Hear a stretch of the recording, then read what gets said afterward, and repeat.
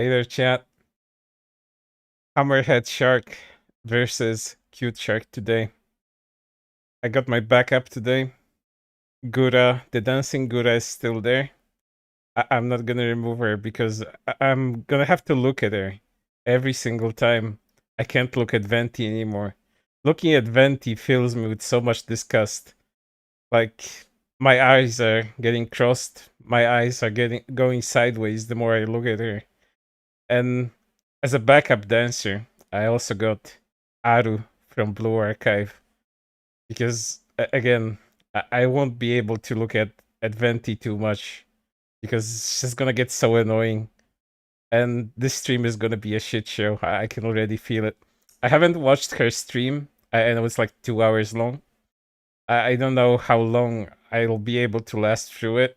How long you guys will be able to stomach it. That's the thing. But before that, let me get some music up.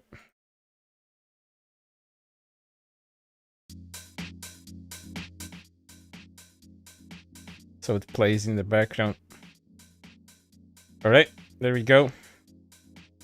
While I didn't watch her chat, I did do some work on that. I did do some pre-stream preparation. I did go and like look through her chat a bit as the stream was going on and just skip through it to see what kind of nonsense her chat is up to.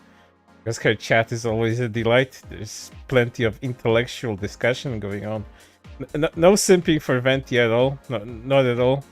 As you would expect, Venti is a scholar, and she's an intellectual, and her arguments are well researched and well put together. Not only coherent, but also cohesive, and not complete bullshit that she made up on the spot or just googled wrongly. No, not at all. It's all pretty straightforward. So while looking through her chat, I decided to screenshot some of it. So you'll be able to see it on the side here. There it is. It might be a bit too small, but you'll have to just kind of squint. I'll make it a bit bigger. It's gonna be randomly scrolling, like randomly fading from one screenshot to the other. So you guys can read some of the cool stuff on there. Sydney Anopes, thank you for the $2. Oh, Rinji is so cute. Will you marry me? I'm not accepting marriage proposals at this point, but thank you for the consideration. At this point, I'll be able to focus on something else. But either way, here's your chat, and you'll be able to witness every single awesome take her chat had along with her. I'm not sure if I should be leaving the music up because I don't think she played anything during her own stream, and I don't know if the music is gonna be getting in the way of things or not. I just kind of keep it quiet over there. So let's just get right into it because it's 2 hours of bullshit, and it's 2 hours of bullshit that I wouldn't want to subject to anybody.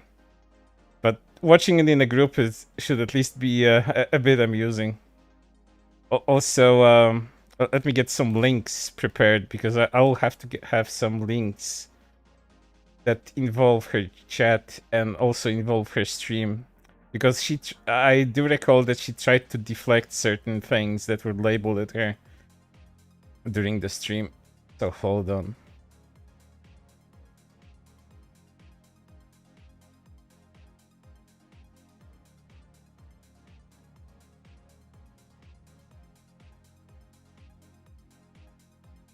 Okay. Let's get right to it.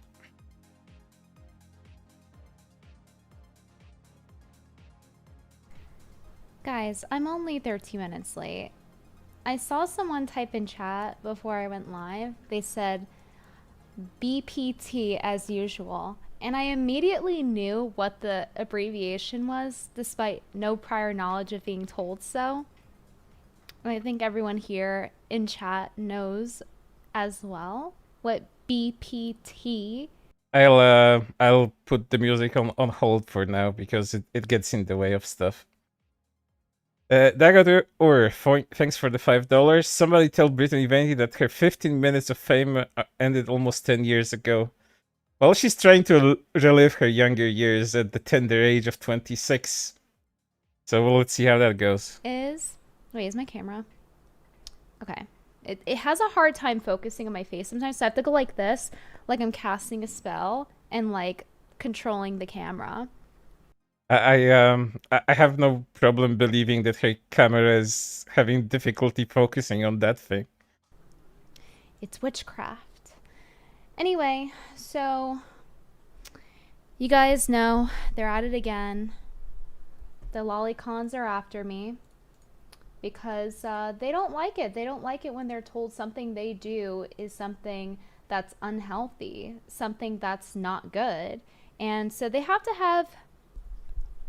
to dissociate. They have to have cognitive dissonance, if you will, in order to justify their gross habits that any normal person who hasn't grown up on anime easily looks at and says how gross it is what I've noticed. Anytime I've shown this concept, for example, if you guys don't believe me by me just saying it anecdotally, you can go to this Sunday's Simcast on Chrissy Marriage. The Cool 21, thanks for the $2. If Kuri gets married, won't you have to graduate? Yeah, probably. Like a proper idol. But returning to the stream, if Super Chats is gonna come in, I'll be pausing, so sorry for the inconvenience. Channel. And the topic came up before I left the stream. And on Simcast, I brought it up, and all the girls there that didn't really know about it, you know, women that are 30 to 40 years old, were really grossed out by it when I was describing it to them. So that is the normal response. That's the normal reaction of people when you explain to them that there are people online that touch themselves to animated explicit material of children. Well, I think anyone would be grossed out if you just started explaining anyone's masturbatory habits to them. Like, you don't just go into a discussion like any kind of forum and just go, oh, hey guys, I'd like to talk to you about the masturbatory habits of these group of people I actually don't like. Okay, they have a natural disgust response.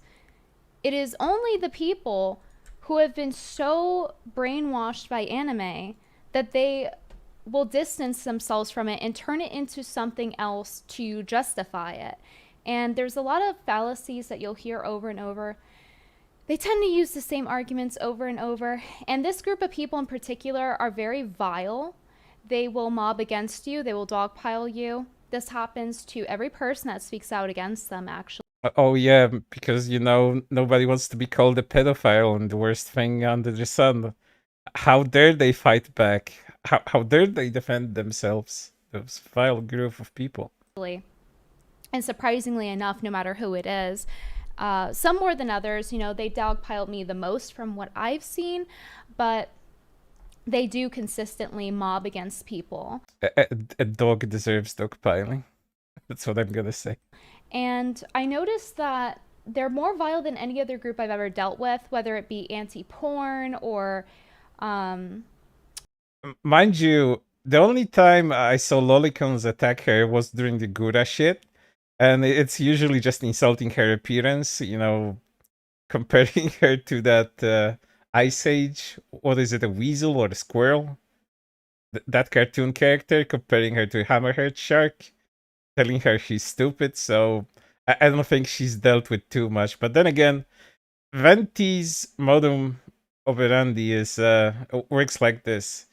She will say something stupid, get pushback on it, and then she'll play victim. Every single time. This stream is also like that. This is the victim narrative stream. You know, if it's people that are woke, this group of people in particular is the worst group that I've ever had to deal with. And it's because they are so...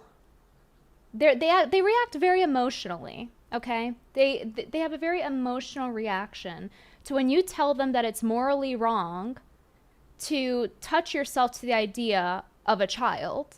They don't like this. They don't like being told this, and they don't like being told what it is, and they're... And she doesn't like to listen to people that tear the these aren't real children, and these are cartoon characters, not real depictions of any children. But they all ignore that, and then they call the Lolicon arguments fallacious and not anything else. Constantly in denial. And it's very similar to addicts, if you notice. So if you tell someone who's, let's say, someone who drinks a lot and it's getting out of control, and you tell them that they have a problem, what do? They immediately get emotional and defensive. That's one of the most common reactions from people who actually have issues with addiction, no matter what area it's in, whether it's gambling, whether it's substance abuse, no matter what it is. And I see that consistent with Lolicon as well. And this kind of goes under the umbrella of the anti-porn stuff, but it's obviously like, it kind of goes along with it in the sense that we were already talking about the non-consensual nature of a lot of the pornography industry, but this is involving children even further. And they think that you're trying to argue, whenever you speak out against Lolicons, they try to act as if your argument is about, oh, you're saying that's a literal child, the drawing on paper is a literal child. I mean, sometimes it is. Sometimes it's hyper realistic generated AI art. And even that is not a child if it uses an actual child. If it's based on an actual child, a living, breathing one, then even then you could discuss that it's still not a child. Then it's a depiction of a real child, but it's still not a child. But if there was porn involved, like if it was porn made out of the real child, then yes, that is actual CP at that point.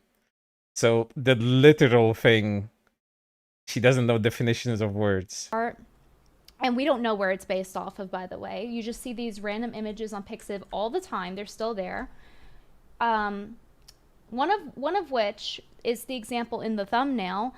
And if you look at the thumbnail here, you'll see what I mean. I only showed a portion of it because I don't want to get nuked again off of YouTube. So like I said, these people are very crazy. They got me censored off of YouTube for a while. I had to really fight for my life on this one. Oh, she did that to herself mostly. The strike that she got from Cover, that was for using Gura's debut video in her own stream, in her own video rather, a video that is now just gone from the internet, and that was her first strike. That was a copyright strike. The other strike that she got was a community guideline strike because Venti, in all of her wisdom, she decided to put fucking porn, a really badly censored porn, anime porn, mind you, toddler con, mostly. That's what she put in the video about Gura.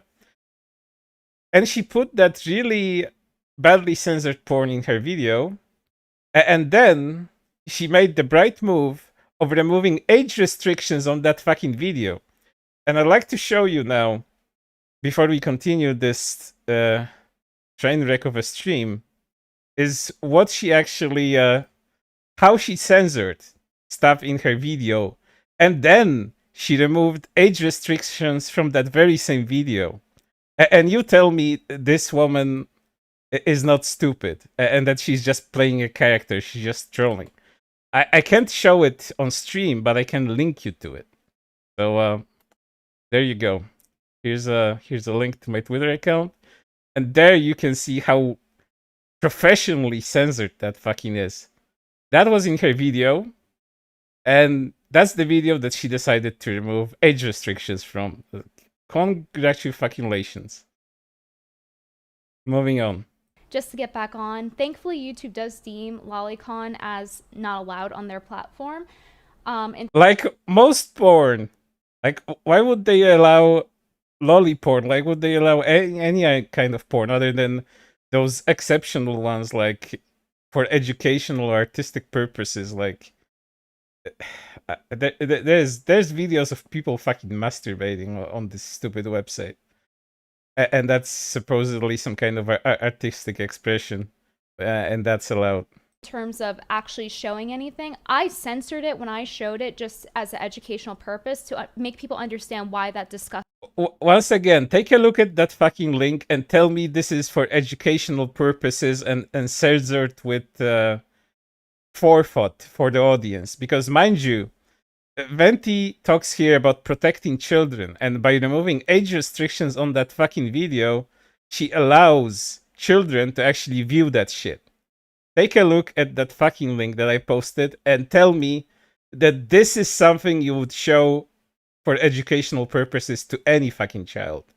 This is like the similar argument that stupid leftoids make about showing like children books about fucking blowjobs and some shit like that. This is the same fucking kind of argument. Educational purposes.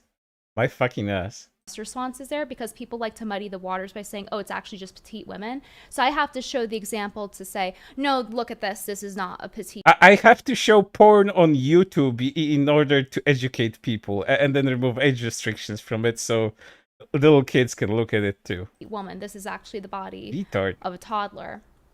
And I've gotten death threats. I've gotten. They always say they got death threats. At least, you know, when people send death threats and I document them on my account, at least I have I have evidence of that. People always deflect with this. I have been sent death threats. Show the death threats. Come on, just do it. Let us all denounce the death threats from dumbasses. The cool 2T, thanks for the $2. How long before the Loli trans argument? Oh, I think she also makes that one too in this video. Again, I haven't watched it, but I think she gets to it too. Many horrible messages over the past 2 years in regard to this. They try to cancel me. They try to deplatform me. They mass flag me. These lolicons are out of control, and it's become very mainstream. You'll notice that a lot of the most popular VTubers are lolicons, or at least have lolly characters, and then a lot of their audience. That's like one thing correct that she said throughout all of this debacle with Gura and VTubers. Like, congratulations. At least that's something that's mostly correct. Will be lolicons as well. And they like, and a lot of them like to lie too. And this is not just this is, when I say this, I'm not just saying, oh, the one-off crazy person on the internet. I'm talking about their figureheads as well, guys. Their figureheads. The most popular ones. And they don't like me, and it's they have these consistent rules until it comes to me, I guess. So they like to, like I said, they like to misrepresent a lot of the arguments in bad faith. They like to strawman. They like to say, oh, it's just lines of paper. It's like, clearly you're not saying that they're literally looking at a human 3D IRL child when you're looking at animated virtual CP, right? Lolicon is virtual CP. That's not what it is. It's the after effect of you doing that and what you're training your brain to be attracted to. And again, she's not a psychologist. She doesn't even delve through different kinds of interpretations of the content that a lot of people see when it comes to that. She just makes a broad stroke pretty much approach to this kind of thing. And she thinks that any person that's going to consume this type of material is going to train themselves to become some kind of pedophile in the future. You know, first you start off with something fictional, and then you want you want a bigger high. This is not enough. You will eventually reach for the real thing. And people's sexuality, people's attraction is never that fucking simple. Like my example for starters, I started to look at porn. I know this is too much information. At like, I don't know. It was pretty late as far as teenagers go, like 16, 17, something like that. And that was quite a lot ago. Modems were still on fucking dial-up. And from that point onward, I just like 2, 3, 4 years later, something like that, I found 2D stuff. And since that time, I mostly cannot look at 3D PD shit. It just kind of I don't know, either doesn't interest me or just disgusts me wholesale. Most of that stuff is just simply not for me. I stay almost purely with my 2D stuff, and I never moved past that. So, you know, that's just one example of how a person's sexuality develops and how a person's attraction um you know, stays. It can be static, it can evolve towards something else. Sure, it can evolve towards something dangerous. It may constitute to some kind of attraction that you wouldn't want, some kind of pedophilic attraction. It happens. I'm not saying that it won't happen, but you know, it's not as simple as she's trying to put it. She's not a psychologist. She's just some fucking 20, 60-year-old bimbo on the fucking internet that links sources to non-peer reviewed Google searches that she found like in 5 seconds or some shit like that. She has no knowledge how that shit works, and she doesn't speak from a place of knowledge or any kind of proper research into the subject. But either way, I went on a tangent. Let's go. And how that, the aftermath, will affect children negatively. It changes people's tastes, and it also makes it so that it's normalized to sexualize people who shouldn't be sexualized, children. I think that most people would agree with that in real life, but apparently not on the internet. Apparently it's a massive issue. And it's really sad and disheartening when you see the reaction, how vile the people outside of the internet that actually do research into that sort of stuff, actual proper psychologists, would know better, but you didn't do that proper research. You didn't look into that. You didn't look into any attractions towards fiction. You didn't look into how people develop sexual attraction. You didn't contact anyone that can speak with any sort of authority on the subject. You just Google searched because that's what internet fucking armchair critics fucking do on the internet, like most people. reaction is when you try to preserve children's innocence. And I believe that children have the right to be innocent. If you don't have a society where children have the right to innocence, you won't have a society for very long. Well, she talks about, you know, sexualizing children, even in fiction, even if they're not real. Why doesn't this argument also transfer over into things like violence? Why is violence, like, why is fictional violence against children allowed? Why can teenagers be killed in slasher movies and everyone enjoys it and then everyone claps during the movie? Why is that allowed? And not anything else? Because, you know, sexuality is such a fucking touchy subject on the internet. Why is this where they draw the line and anything else doesn't matter? These beliefs aren't consistent in the slightest. So this is actually a very important topic, despite people being very dismissive and saying that, oh, why don't you focus on real children? Well, this is focusing on real children. It's not that the drawing is the real child, although sometimes apparently it is. Like I said, the drawings are getting very hyper realistic, and I'm sure some people are basing them off of real children, and it's happened before, and we'll get to that in a little bit. But it's the aftermath. It's the after effect and how that affects children when you're training people to become sexually attracted to the imagery, the voices, and the mannerisms of children. And we're not talking about. She completely dismisses that people can have a very easy separation of the real and the fictional inside of their heads. There's actual proper research done when it comes to how early humans are able to tell fiction apart from reality.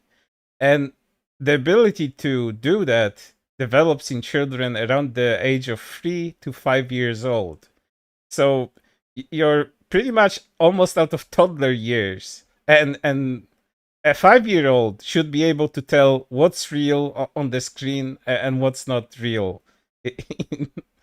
in real life. Like, this is like infantilizing people and completely not knowing how this human psyche works. It's so bizarre to me that people cannot make that distinction, and they keep making these circular arguments. Petite women here. And I really don't like how it's framed in terms of they try to misrepresent what it is. They will post these memes, for example, of like, oh yeah, look at this, look how terrible this is, and they'll post like a meme of like a lolly, so like a girl that looks underage, an animated girl that looks underage, so drawn out. I have to be like very specific for YouTube, but they'll get that right. They'll get a lolly. And I hate that I even have to call it a lolly, by the way. Like, it's a fucking child. Nope, it's a cartoon character. Retard. It's a fucking child. Like, why even calling it that? Even having to call children, the concept of children a lolly, like as if they're a sexual object. Oh my fucking god, I hate this. So How fake is this fucking outrage? I just hated you guys. anyway, when you get a child little girl, okay, and then you have them in animated form, in anime form. Okay, once again, I grew up watching anime. It's not like I'm an anime boomer or something. I've been watching it since I was a kid. I've watched over 100 animes. You can check my anime list, Brittany Weeby, if you want to see it. Okay. Hold up. I need to check that out. Does she have a... Let the video continue. I'll look for the anime list. Let's see what the fuck she watched. Everyone who's watched me knows that I like anime. I'm still learning Japanese. I know a lot about It's been 6 fucking years since you said you started learning Japanese and you know shit. those aspects of the culture as an American who likes anime, okay? So I'm fully aware. So I'm just trying to explain this for people who don't understand. So if you think it sounds boomer, that's why. Anyway, so basically they post these memes of little girls and it'll be like, look, this area of her head's for padding, this area of her head's for padding, and they try to make it into this like wholesome meme of like, oh, the little girl just wants pats on her head. Meanwhile, you search on Pixiv, the word lolicon in Japanese, rorikon, okay, type it in kana, and you just get these disgusting, vile images nonstop, okay? It's even in the algorithm on this website. It's a very popular image sharing website, okay? And it's just nonstop imagery of even toddlers drawn out animated VCP. Yeah, because you're looking for specific art with that tag. What do you think it's gonna show up? Virtual CP, you know, getting a nut busted on them. It's absolutely fucking disgusting. But on Twitter, it's, oh, look how wholesome Lolicon is. But it's... Also, she misinterprets that argument. Someone just showed her like a meme of Kana. That had arrows pointed to parts of her body with things like this head is for padding, these feet are for tickling, and some shit like that. It's just basically to make fun of her. And she just took it and and thinks anyone is trying to make it into this wholesome fucking shit. So as far as misinterpreting people's arguments, that's what she's doing right now. It's not. And I'm going to tell you why it's not. You go search the term. Go search the term on Amazon. Tell me what comes up, guys. Tell me what's on those body pillows. Is it lollies? Is it little girls, underage animated children getting head pats? They're getting pat with something else, okay? I'll put it that way. So they can stop lying about this. There's a lot of lies going on what lolicon is. And then when you even point out the origin of the word being Lolita, you know, the book that's about like an 11-year-old getting raped. Yeah, they refuse to acknowledge that's literally the stem of the word. Yeah, but that's not how the word developed in Japan, and that's not how it was used. That's completely irrelevant where it stems from. You know, language develops, and it can be used in different parts of the word differently. And again, they just focus on that. A lot of aunties just like to bring up that fucking book like it matters. There's no reasoning with these people. My only hope is to reason with the people who have not been brainwashed and understand why this is a problem and it's morally wrong and how it's going to negatively affect our society. So it is affecting real children as a result. And it's training people to be attracted to those real children. Russell Dufresne, $20 super chat. Brittler did nothing wrong. Keep doing what you're doing, girl. Thank you for the $20. Uganda, $5. Chris, Mr. Beast is into law. Yeah, I'm gonna get to that. She didn't do anything wrong other than almost getting her own channel fucking banned from YouTube. Trans is mingled with age regression for some reason. Regression? Well, if they're being fed or injected with estrogen, then that would maybe infantilize them. I don't know. I don't know how that ages out. I've heard mixed things on that in terms of hormones. By the way, your look reminds me of Brandy Jackson. Brandy Jackson? I'm gonna look that up really quick. I'm gonna get back to what I was saying really quick. Oh, I thought this was like... Oh, wait. She is a Jackson sibling. Wait, I feel like I've never heard of her. What the fuck? Was this sibling just magically invented out of thin air or what? Am I in a different timeline? Like, I've never heard of this sibling before. Is she a sibling? Because she looks like him. She looks like Janet. Someone explain this to me. I don't recall her. Is she a secret child? Is she a half child? Am I in a different timeline? I don't know. I don't recall her. Anyway, thanks. I mean, transphobic, yes, she fucking is. During her streams on Iron Mouse, she just looked up trans VTubers and just mocked them relentlessly. Saying, oh, look, it's something like, oh, it's look, it's the real women VTubers. So yeah, don't expect anything good from her. Just leave that at the door. So change up from being told I look like Michael Jackson with the curly hair. Spartan11 $2. Cute butterflies in hair. Couldn't find moths though. You know, these clips are kind of expensive. I'm just gonna stick to what I have for now, but yes, moth ones would be nice. Leave children alone, $5. The thumbnail you have looks extremely familiar to Asian toddler models that are on Twitter. Ugh. God, I hope not. Russell Dufresne, $20 super chat. Oh yeah, I read that one. Thank you. And Amygdala, $25. Was just kidding about BPT comment. Sorry. Thanks for the great content. Thank you. Your apology is accepted. You're no longer a racist. She's the niece? Oh, okay. Brandy Jackson is made from the recycled parts of Michael. That's literally what it looks like. It looks like if you recycled me and Michael Jackson. Right? Especially like here. Like if I'm not wearing makeup. Anyway. Guys, bear with me. It's Shark Week. I'm tired. I'm weak. I skipped out on dinner to do this stream. Okay, I didn't have time to cook. I have to cook after. Like, I believe she has that ability, considering how well she does different things. But this is a really important stream. That's why I'm doing it. Otherwise, I would have just, like, rolled into a ball in bed and put on my heating pad. But, you know, evil doesn't take a day off. So, here we are. So, let's start off with the... with the origin, how everyone is talking about Lolicon now. As you guys know, I've been talking about it for a long time, for years, why it's morally wrong, how prevalent it's becoming, why it's a problem.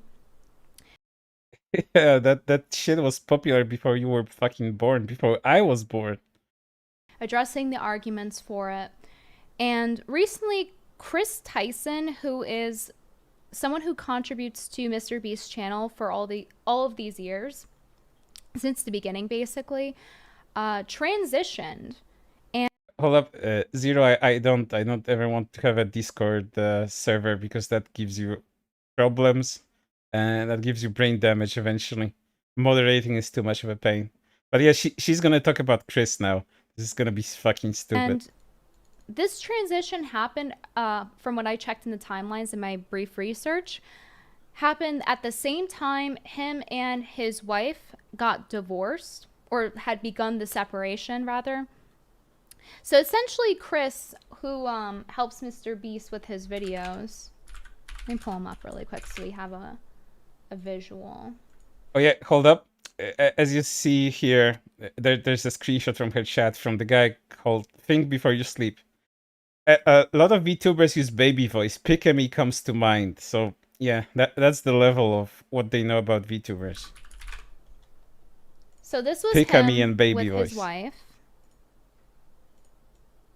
And then next to it is Chris starting the transition. Okay, he literally had his own little trad wife in her little floral dress.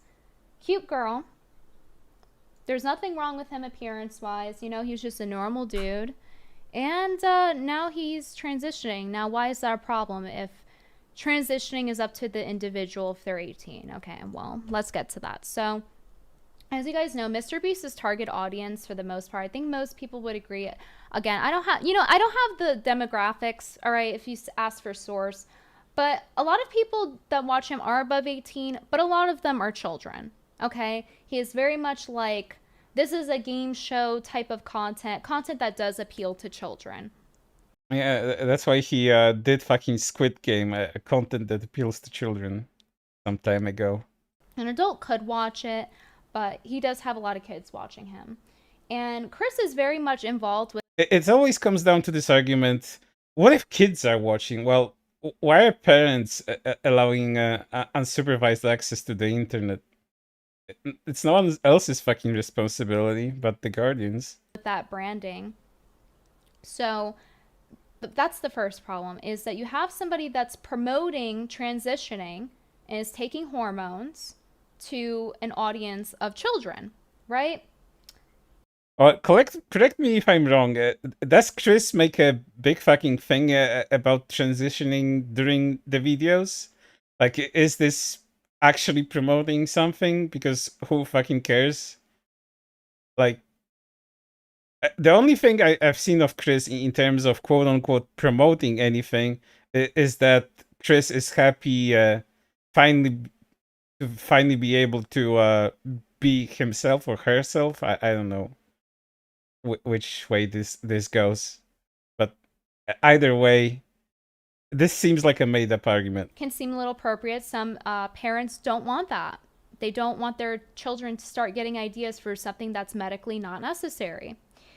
And there's already a lot of push for children to be sterilized by going on hormones. And yeah, but Chris is an adult. Again, I don't think Chris is promoting anything. It's just existing at this point.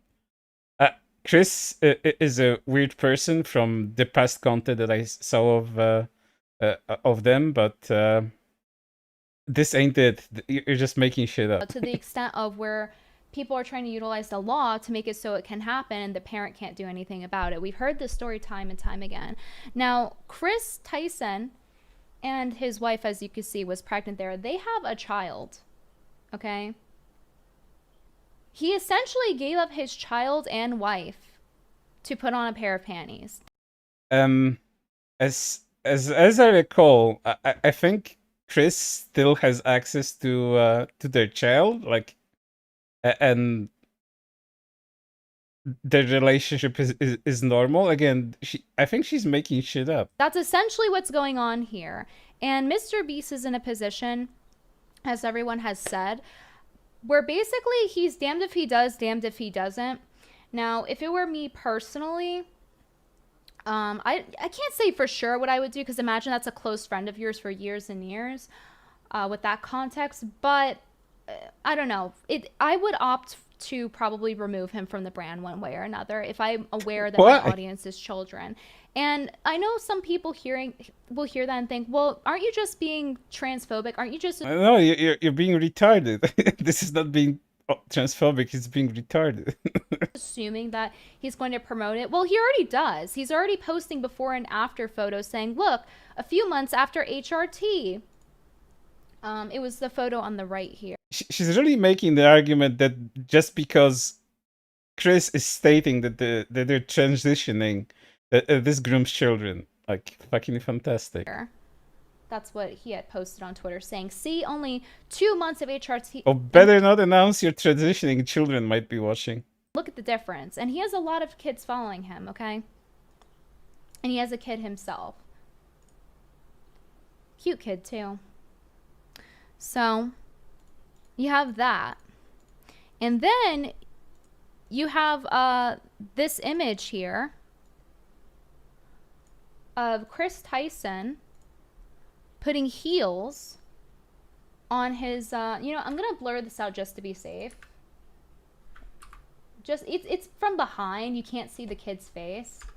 But, like, just to be safe, I'm going to blur the back of the head. Okay? Professional Venti censoring at work Because again. YouTube has censored me time and time again for trying to give educational examples that are absolutely necessary and relevant to the news I'm giving. Classy. Oh, Blair did a video on this? I didn't know that.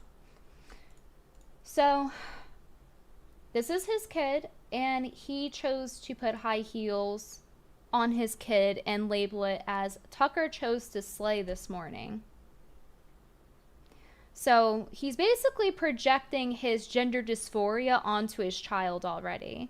That's a reach. Like now you might be saying, well, you know what? Kids play dress up. That happens all the time. Or maybe, you know, maybe the kid wanted to put the shoes on themselves. It's also possible, but, you know, Chris is projecting their gender dysphoria onto their child. Who cares? Like, sometimes boys like to wear dresses as little children, and some girls like to do masculine things as children because they don't know who they are yet. Okay. That's fair enough if we didn't have the other context here, which is that Chris said, and I quote, "Nothing gets my knob a-cranking like some lolly." Yeah, but that's based. That's okay, a based statement. This person has a child, a toddler, putting heels on their toddler saying this. Nothing gets their knob cranking like some that was many years ago, and I don't know how this relates to the kid. I know many lolicons that they have children, and nothing happens in those families that you may think happens. So the person that has a child is touching themselves to animated, explicit content of children. Yeah, they didn't have a child in 2016. It's a mess. Do you see what I'm talking about now? Do you see why this is a problem? And not only that, if that wasn't bad enough, if you haven't already lost your respect for this person, guys, if you're already not done, let me just give you the cherry on top. He's also a simp. He's asking if anyone managed to get Belle Delphine's bathwater. Wow. It sold out quick. Yeah, we know why. What a fucking crime. Something that may be also a joke. And you have simps too. You get super chats during the same fucking stream. Why you're asking? It's because you wanted a taste of that bathwater. This is back in 2019. I showed comments from your YouTube videos. People calling you sparkling and a beautiful gift to the world. Like, bitch, you have simps. And you acknowledge these simps all the time, even though you're so against your simps. But as long as they give you money, I guess they're okay. 18 too. Fuck me. Some principles would have to apply at some point. There seems to be a common thread with people who are porn addicts and being simps. And also kind of being cucks a lot of the time too. Just naturally, like you're watching two people, you know, do it. So did she just fucking make the argument if you watch porn you're a cuck? Because I think she made that argument. It turns out that not only is Chris a lolicon, okay? And I blurred this to all hell. I don't want to hear any complaints. I am censoring this as much as I possibly can, okay? There's nothing showing here. It's just so you guys can understand what we're looking at. Okay. You can see that he supports Shadbase. Shadbase is somebody who draws a lot of lolicon and allegedly bases it off of real children as well. Oh, he did, and nobody liked him for that. Let's not forget to mention Shadbase spending money on fucking drugs and then getting into some altercation and getting arrested for it. Shadbase is pretty retarded. He sunk his own career. Times. Now, I don't know if the claim of... This is not one of those times, by the way. This is, I think, just OC, I believe. But in any case, I blurred it. So you can see Chris Tyson says, this is the art he bought and he put his fidget spinner on it. He's bragging about it, showing it off like it's a trophy. Okay. Shadbase, however, has a lot of controversy. The artist who he bought this from and drew this. Shadbase allegedly drew Keemstar's daughter. Yeah, I that's don't that's know what got if him that's into true. trouble. I recall Shadbase saying Yeah, he did. He put it in a sexual context, not any sort of explicit one, but the sexual innuendo was there. Still, he put a real kid in his drawings. that that was fake. I've known about him for a while. I wasn't really like awoken to the Lolicon problem until maybe I was like 19, 20 years old. Because it's very normalized in anime, and that's kind of part of the problem. It's like you buy into the lie of like, oh, it's petite women, but then when you actually look into it, you realize no, it's actually children. And so I did find, however, when I was looking up, because I was like, I could have sworn though he made porn of Lieutenant Corbus, who at the time when she started YouTube, she's a very smart girl. She's a prodigy. She was like 11 when she started YouTube. I think she's like 15 now. And he drew, I believe he drew art of her, because what the claim was with Keemstar's daughter, that drawing, he said someone drew in his style, if I recall correctly. This is a long time ago. And with Lieutenant Corbus, that looked like it was in his style. So I think that one he did draw. And Lieutenant Corbus was underage, so it's very gross. Even most lolicons will agree that that's gross. Surprisingly enough, that's where they draw the line. Oh, surprisingly enough, you know, this is not surprising at all. Again, lolicons don't like when real children are involved in that shit. If you listen to them for even a second, you'd know that. But I would prefer them to draw the line somewhere rather than nowhere. But yeah, you get the point.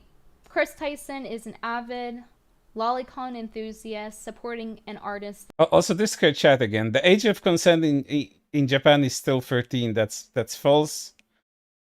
Just watch any Japan porn. They are sick. So yeah, that's the level of discourse in her chat once more. That allegedly bases drawings off of real children, explicit material of them, and to the extent where Chris has Lolicon as his centerpiece, quote unquote.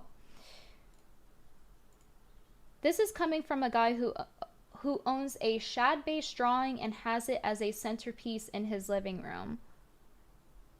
I wonder if this, because it's this 2017, I wonder if this is after or before Shadbase's controversy. And I don't remember when that actually happened, if this was before 2017 or after that. How did his wife not see this coming? I gotta wonder. The drawing of Keemstar's kids is what I'm talking about. Imagine you just have that in your living room. He's saying that this right here, what we just showed, is the centerpiece for his living room. Like, imagine you have a friend. Imagine like your parents come over and they go into your living room. They bring some friends over and this is what they see. Just absolutely psychotic. Seek help. Really gross. So all of this basically resulted in Chris to lock their Twitter account. As you can see by this tweet, everyone was liking and retweeting. So that's pretty much what happened, and everyone's just waiting to see what happens next, I suppose, if Mr. Beast will take action. But from what it seems like, Mr. Beast did reply to a video talking about the situation, saying, yeah, because it's the title ridiculous. of the video was something along the lines of, Chris is going to become a nightmare for Mr. Beast from this channel. And Mr. Beast's response is, Chris is my friend, god damn it, he's not a nightmare. So because the nightmare comes from people like you that just can't leave people alone just for existing. I get the impression that Mr. Beast is siding with Chris, but everyone has taken their observations on Mr. Beast and they're basically like, he looks really depressed. He looks really like something's off about their interactions right now as they're like unboxing things.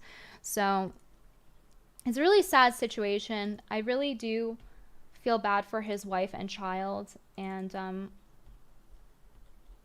I don't even know how that happens, but I mean, I kind of do. I kind of know what led up to this. I think everyone kind of knows, with porn becoming more and more rampant and accessible, and making people develop the weirdest fucking fetishes you ever goddamn saw. People wanting to fuck cars at this point, and many other weird interests. Some are very gross, one of which being Lolicon. It doesn't just happen out of nowhere. But anyway, as this result, this basically the aftermath of this was that everyone started talking about Lolicon because they found out Chris was a Lolicon. So Sean had this, you guys know, think before you sleep. So Sean had this thought, like, because we were talking about it, he was like, if Lolicon is not P-word, philia, because the characters aren't real, then I'm not gay if I jack off to yaoi because the characters aren't real. See, this is once again the same argument. Not being able to discern what's real and what isn't, and not having that disconnect inside your own fucking brain. God damn, I know so many straight yaoi enthusiasts. I am one of these fucking people, and I don't consider myself that. I don't consider myself fucking gay. And then unironically, people started, with anime profile pictures, started replying to this saying, actually, I have jerked off to gay animated porn, and I'm actually straight. I'm actually disgusted by gay porn. But they're literally saying that they jerk off to gay porn. And it's not just one person either. No, we were like, Sean was joking. Sean was like joking when he said that. Yeah, he was joking, and he discovered something that was actually true. But these people unironically are using this argument. Look at this. Again, she knows jack shit about psychology and how people's attraction works.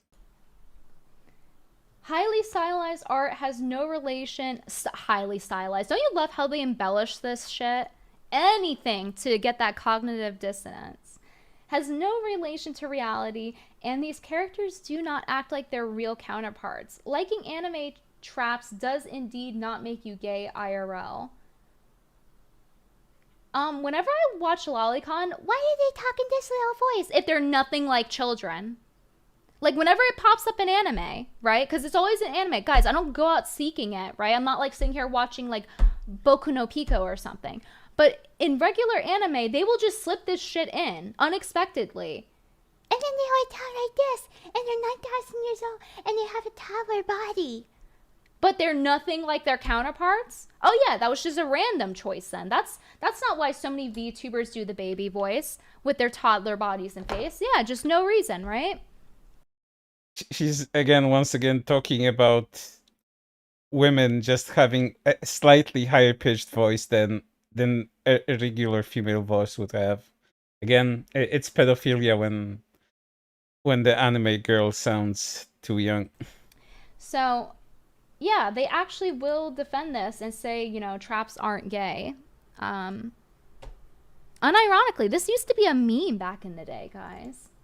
People said that ironically. Now it's unironic. And it's so weird how they'll argue this, because it doesn't make sense. You don't go and watch animated pornography of things that you're not sexually attracted to. It's not the cartoon that you're attracted to. It is the fucking cartoon. You just don't admit it. You just completely dismiss that. People keep telling you that all the damn time. It's the thing it's based on. When people watch animated pornography of women, it's because they're attracted to women. Why am I not attracted to most 3D PD women then? Explain that. Explain that conundrum. Especially if you're a grown adult and your tastes are developed and you know who you are. Yep. Explain my taste then. For the most part. So what do you think happens when you make animated pornography of children? You're not attracted to the cartoon. You're attracted to the idea of the child. making the little baby voice and having the mannerisms and the voice and the appearance. So let's stop pretending that, like, be honest about what it is. But they don't want to do that because they don't want to face themselves. If you're watching animated porn of two guys doing it, well, guess what? I have news for you. You're gay. Or at least bi. So, and everyone always says bi men are gay. So, I don't understand how they separate that and like to pretend and lie to themselves that how does brain work, Venti? How does brain work? Hypothetically make them gay. Like they're grown adults doing this, hypothetically. Like, look at this. And you're implying that jacking off to grape porn makes people rapists and criminals who should be jailed, and jacking off to guro porn makes people cannibals, criminals who should be jailed. No, but it means you're attracted to it. It doesn't mean that you've actively touched a child yet or something, or touched a woman non-consensually, but it means you're attracted to the idea of it. Nope. You're attracted to doing it. Otherwise, you wouldn't be watching it for the consumption purposes. And you'll always notice that a lot of these lolicons, and notice how they have like other interesting tastes as well here, by the way. Notice that right here with their... Who said that this person is attracted to that sort of stuff? They're just making an argument to show how fallacious your shit is. She's trying to conflate this person's tastes just because they're bringing it up for the sake of the argument. It's not just one thing. But you'll notice intellectual honesty. They will use these arguments. There's the rub, no victims.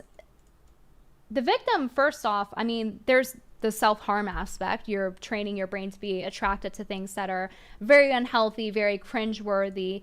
And when you begin to train your brain to be attracted to children sexually, it does actually start to get dangerous. Because people who act on things don't just come out of nowhere. It comes from a desire.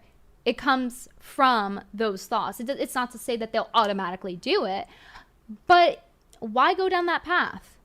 Why consume all of these gross subgenres? Like, I don't even have to give you a citation at this point to explain to you guys that as people watch more and more pornography... Yeah, just take my word for it, because I'm making all of this shit up. None of my arguments are backed up by any kind of research. And when people try to link her shit, she just ignores it, like most aunties do. Although I have in the past already. As people watch more and more pornography, that they need harder and harder hits akin to drug addicts, right? That's why people say gateway drug, and people will start off with something small and then go bigger usually. It's the same concept for pornography, and it does affect your brain the same way a drug addiction would. It causes brain damage. And you can see it just from the replies itself here, from what I'm showing you. And not only that, by the way, also hi Sean in chat. Not only that, but these people will dogpile you. They will start tagging their friends. Like, you see this person? To laugh at you because you're being fucking stupid. As well as your Sean guy, that think before you sleep guy. Doesn't really take his fucking advice, as the name suggests. Tagging every anime profile picture they can find. Oh, that's a YouTuber. I think I remember them. Yeah, but, that's a Romanian VTuber. They will tag... This isn't YouTuber. the only case, though. They will tag all of their friends to dogpile you. It's a very common thing. It's something I've noticed anytime someone criticizes Lolicon. And don't worry, I'm not... This concept of fucking dogpiling on social media, you're entering a fucking discussion. You don't just put your thoughts into an ether. Your account is protected. If people want to join a discussion, they will fucking do it. That's how social media works. Stop with the fucking dogpiling. If you were in a real life situation and there's a forum, people can always join if they're available there. You know, social media just gives you easier access to that sort of forum. I'm not done with my arguments. Yeah, I'm not going to just... You guys know I'm a very... I provide receipts. You guys know that that's how I roll. I'm not going to just say things, although I've covered it plenty of times already. over the years. So I'm not done yet. Don't worry. Honey NB's $4.99 super chat. Yes, it's classical conditioning. You can legit condition yourself to be a predator. Yeah, you absolutely can. And that's what I'm getting. What does a person have to do to condition themselves to be a dumbass? Is this an inherent trait, or do you condition yourself to be like Brittany Venti? Which one is it? Is it nature or is it nurture? Yeah, is that Lolicon has come so Based on her physical features, I'd say it's a bit of nature and quite a bit of nurture. Two of these things. popular that normies are starting to see it, and they're starting to be affected too. And they get introduced to this, and they eventually go toward gross fetishes and gross kinks. I don't know what the word is, the nuances of it, but essentially gross porn categories that are not healthy, especially Lolicon when it's to children. But like vor is one. Oh no. For example, there's a lot Terrible, of them. There's literally vor. porn categories where people cut each other up.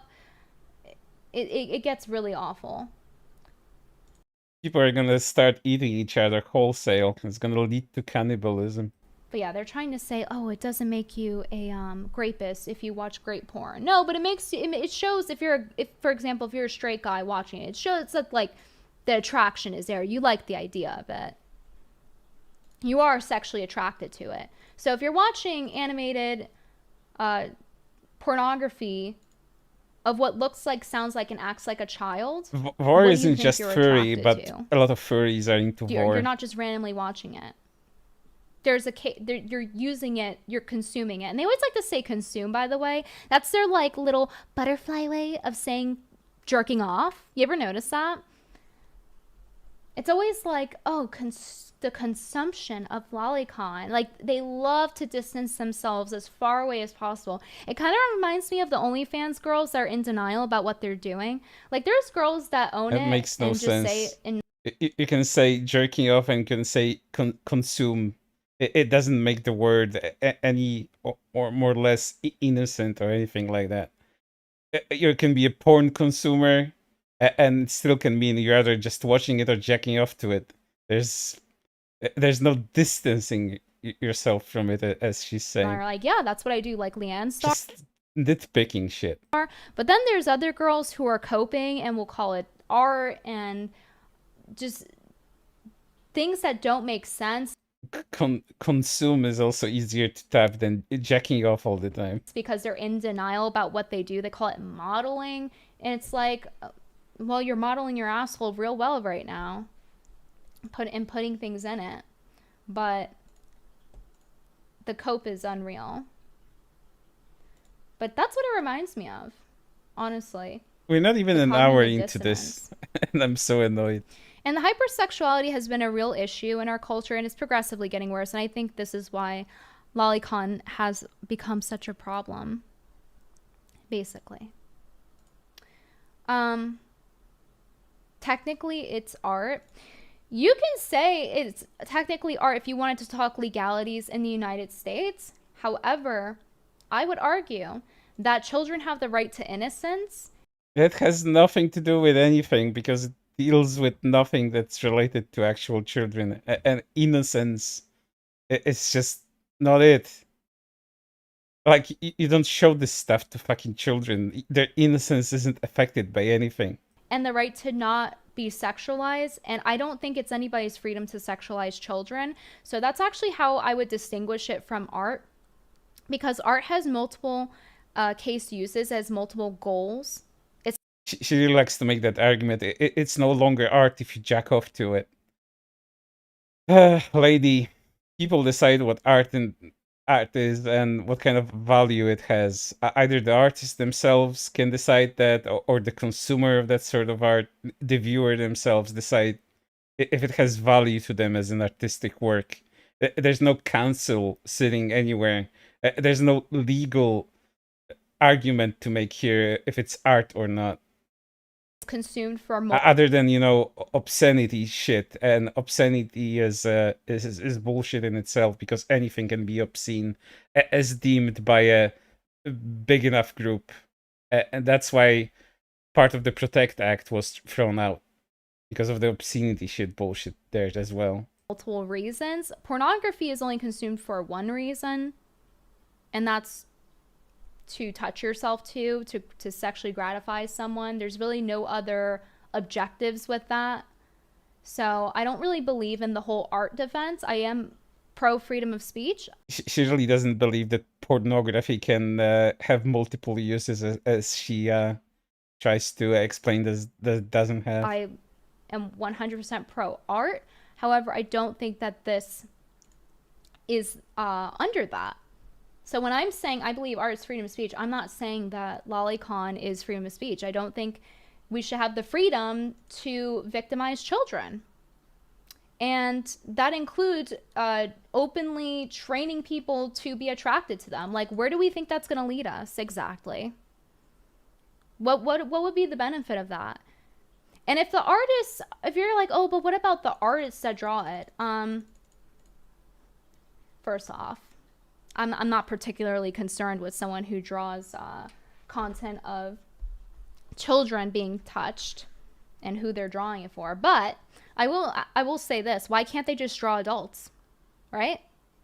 Pretty simple solution. Because that's their way of expressing themselves. I mean, why do people draw gore? Why don't they draw normal shit instead, or whatever you describe as normal? Why do people draw gore? Why can't they stop killing people on canvas? They're choosing to draw children. Or draw children in non-sexual contexts. There's no problem with having children in anime storylines. Absolutely fine. 100% relevant to the plot. Children exist. The problem begins when people are sexualizing them. I wish her cat would jump her. And normalizing it. And it's everywhere, guys. Gouda, for example, has like 4 million subscribers. This is a huge thing that a lot of people are getting into. And people get really mad when I use her as an example. But the reason I use her as an example is because, one, she's one of the most popular ones, showing that there's a lot of people into this. And two, she retweets Lolicon all the time for years. Years. And I had used this initially in my argument, and you guys know my video, one of them got taken down off of YouTube, and they won't restore it, but it's on Rumble, the Predator problem. And you can see for yourselves, like, I didn't do anything inappropriate there, and I censored everything. Once again, I showed you the link, and I'm gonna show it fucking again how well she censored it, so you can see it. I'm gonna link it again, because this bitch is just lying. I'm linking it again. Very heavily. If you look closely, you can even see a dick there. There's an X-ray shot there, showing penetration. That's how well she censored that. Remove the age restrictions from the video. But they said, oh, you're endangering children by showing the drawings that are censored of the anime children. And these people will cheer for it too. The Lolicons, they cheer for me getting banned. They claim their freedom of speech until it comes to criticizing their addictions, which is why they're so defensive. That's why they have such emotional responses. Let me take a second to read the donations. Equal Lender, thanks for the $2. Ethot, Trad, Grift is the worst thing on earth. Yeah, and Groipers. Groipers do that too. I mean, leftoids and rightoids both are equally worth one another. Valkyria Winter, thank you for being a member. Asian online games have this issue as well. Yeah, a lot of just general, like Japanese media, basically. There's a huge issue with this. Like, grown men will be on the train. Listen, I haven't been to Japan, but I used to watch a lot of content about Japan because I used to, like, I wanted to go there. It was my dream. And I still would like to go there, but when I was a kid, especially, I would watch vlogs of people going and explaining their experiences, explaining how it is there. And so I also know as an adult from researching it that Why is Venti involved in all of these movements? For money and attention. Why do you think? Do you think she does any proper research into any of that stuff? Please. Japan has an issue with middle-aged men being on the train just openly reading Lolicon, like reading pornographic material of these animated children. And it's just like you could just get it there, like at the store. So it is a huge issue. It's a cultural issue. And it's very common. S'more, $5. Here in Finland, a drag The country with one of the lowest sex crime statistics. show advertising itself as a deep dive into sexuality was forced to cancel showing drag kids docu with 8 to 12-year-old kids performing. Oh my god. Helsinki's leftist deputy mayors would not condemn the sick freak show. More people are waiting. And if anyone was reading porn on a train in Japan, people would think it's weird. So, you know, I think she's just making this shit up. Waking up, though. Yeah, people's awarenesses are starting to shift to that. But that's also Jesus Christ, disgusting. a problem because with drag, you also get the same result. Why does she do that? And show it for educational purposes. She dark side of fail? like, hey, here's proof this is going on. YouTube will censor you. I mean, on the flip side, that also means Lolicon's not allowed on YouTube, which is great. But what about the people who are speaking out against it that need to show what they're talking about? It doesn't mean like, oh, they have to show a completely naked child or something. That's not what I'm saying. But if you're heavily censoring something and it's relevant to the educational content being shown, especially in my case where it was animated, like drawn out, I don't understand why people who are against That was worse than DSP. it are getting Had a reverb. censored. So anyway, thank you, Russell Dufresne, for the $20 super Jean Pachiro, thanks for the 2. chat again. I think it's the thank you already though. Okay, so I think I'm caught up on the donations. But anyway, so this brings me to more specific individuals. So you guys know I've made a video mentioning him. Oh, by the way, she targets Gura, she targets Iron Mouse, and she responds to Rev because they're all big names. Do you think she would go after anyone who has a smaller audience than that? No, she wouldn't. She wants to ride those attention coattails because she knows any of these people might just respond to her and boost her notoriety just a little bit. Rev says Des. And he recently mentioned me. Oh, how proper with the Des. What's interesting, he didn't address my he didn't address my video. The one I made talking about how he's a lolicon and his hypocrisy, this one. Yeah. He didn't respond to that. Or any of this, any of the arguments here. None of that. Right? Because your arguments are fake and gay, that's why. But what he did do was blame me essentially for Gouda being sick, apparently. That's the best way I can paraphrase it. That's kind of how it comes across, is I'm being blamed for her being sick and not streaming. I don't fucking know. But I think this is the right timestamp.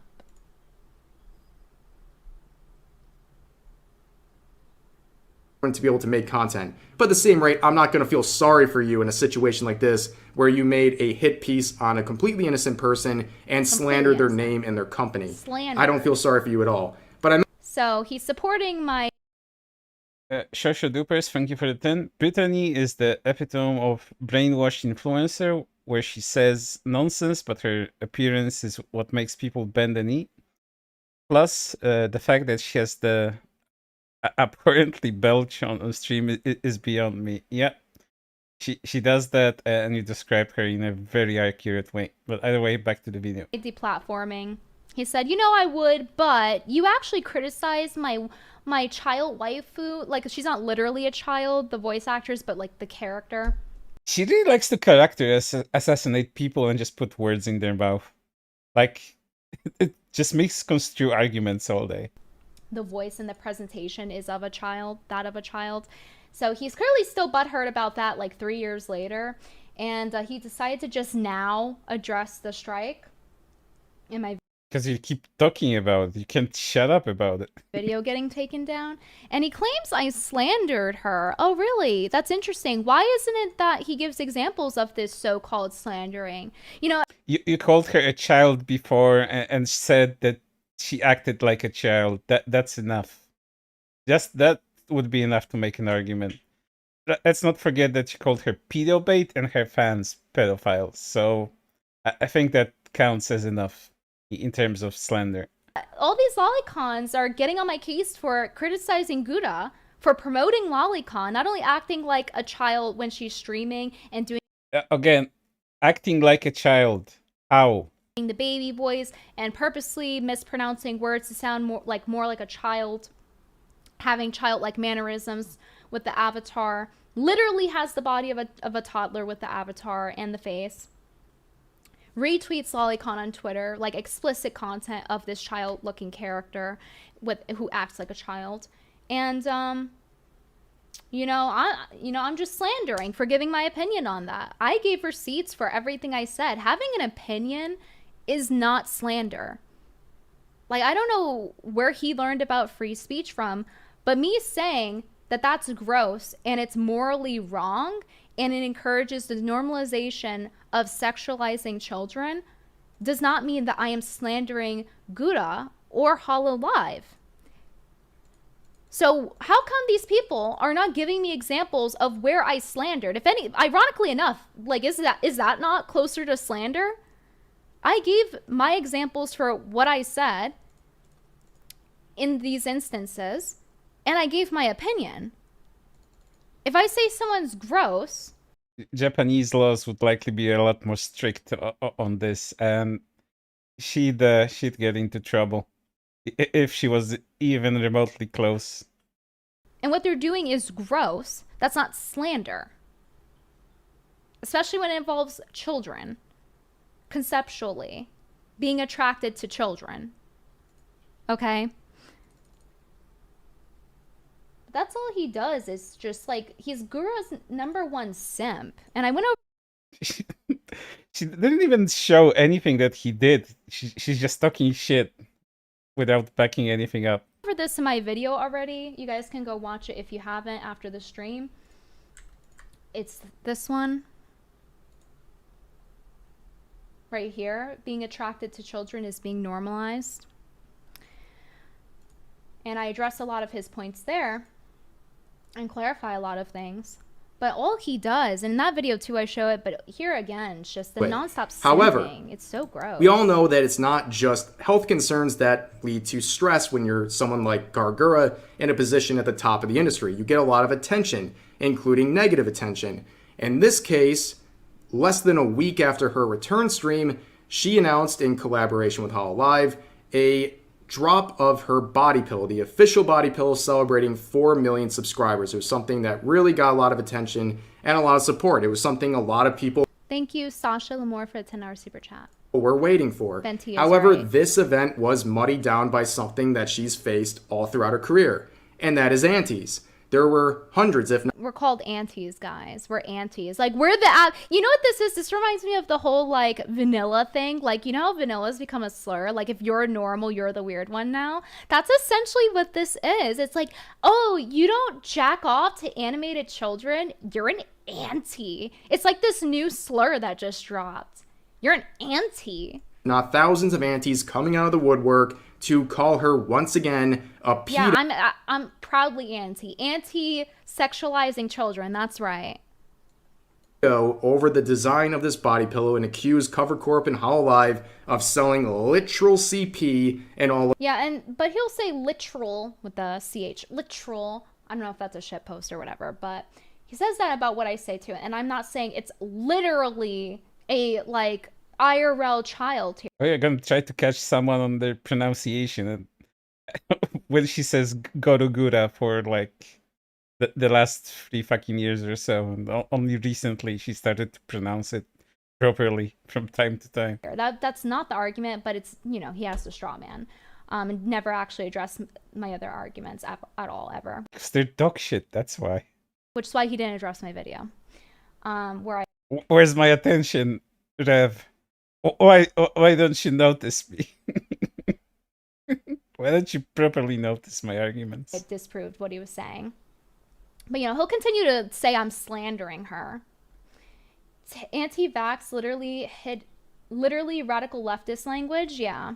It does come across as very woke. Him saying anti, you're homophobic, transphobic, anti. Selling literal CP and all of that stuff. And you know what? I mention this because I can't read Gura's mind, but I would imagine for someone who has been struggling with their health, they finally make a return to streaming, and then they come out shortly after with an exciting announcement like this, and it gets muddied down by antis and people trying to demonize her and the product. And it leaves this... Aww, they're trying to demonize sexualizing child behavior and appearances and mannerisms?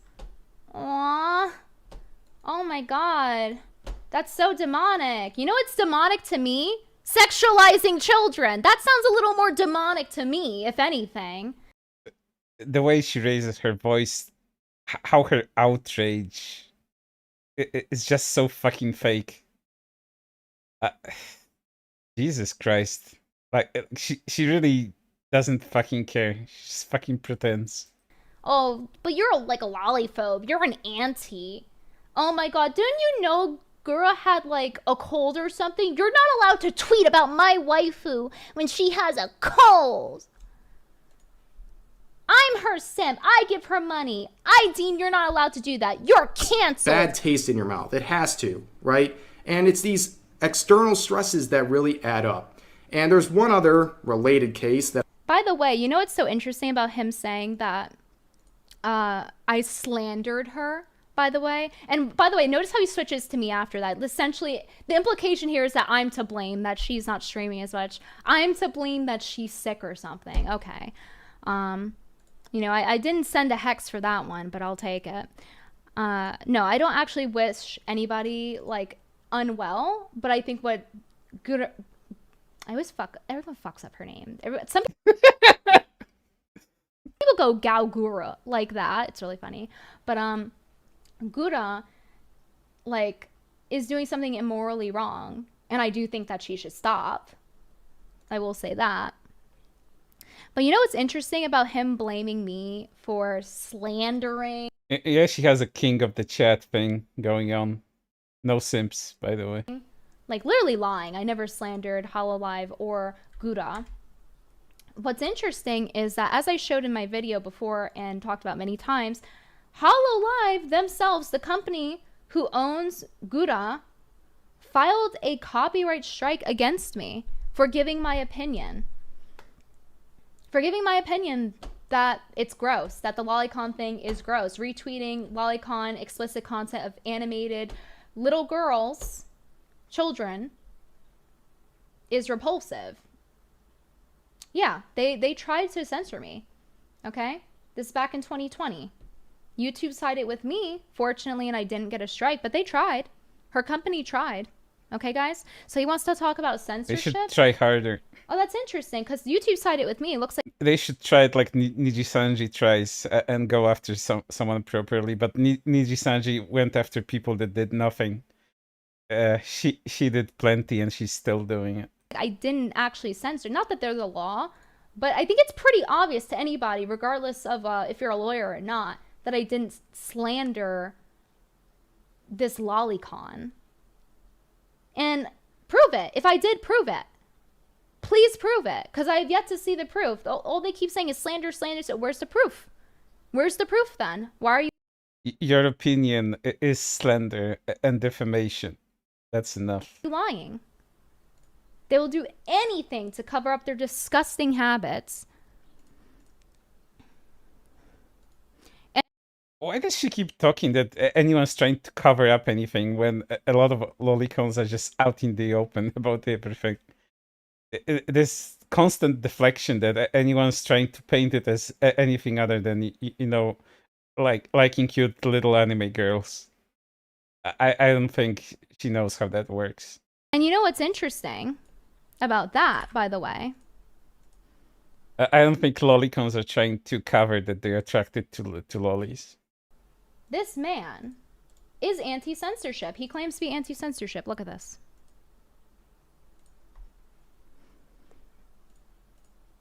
I get the preference. That's fine.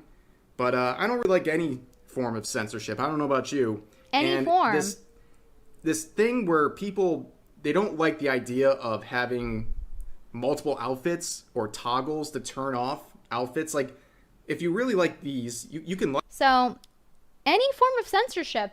And now you're free of consequences of what you're trying to say about other people. Except for when it's Hololive censoring me, right? Except for when I get censored for talking about Gouda, right? When YouTube struck me, right? They revoked the strike. They took it back. But they initially terminated my account over this, and then they reinstated it. Then I had a strike. Then they had to remove the strike, and then I had to manually ask them again to re-enable my live streaming because they wouldn't let me live stream despite not having a strike anymore. She should be glad she still has a channel after what she fucking showed. I'd link it again if you want me to. Because again, that dick is right there, and she allowed children to view that video, so, you know. So that's fine. She should be That's so fine, lucky. though, right? Yeah. Any form of censorship is bad. Any form. Except for when you criticize unhealthy attractions that will inevitably put children in danger. We already have people making sex dolls that look like people's actual children. Like, this is already happening. And you know what's interesting? Him himself talks about Shadman, the person that Chris has the Lolicon explicit images of the child that was drawn.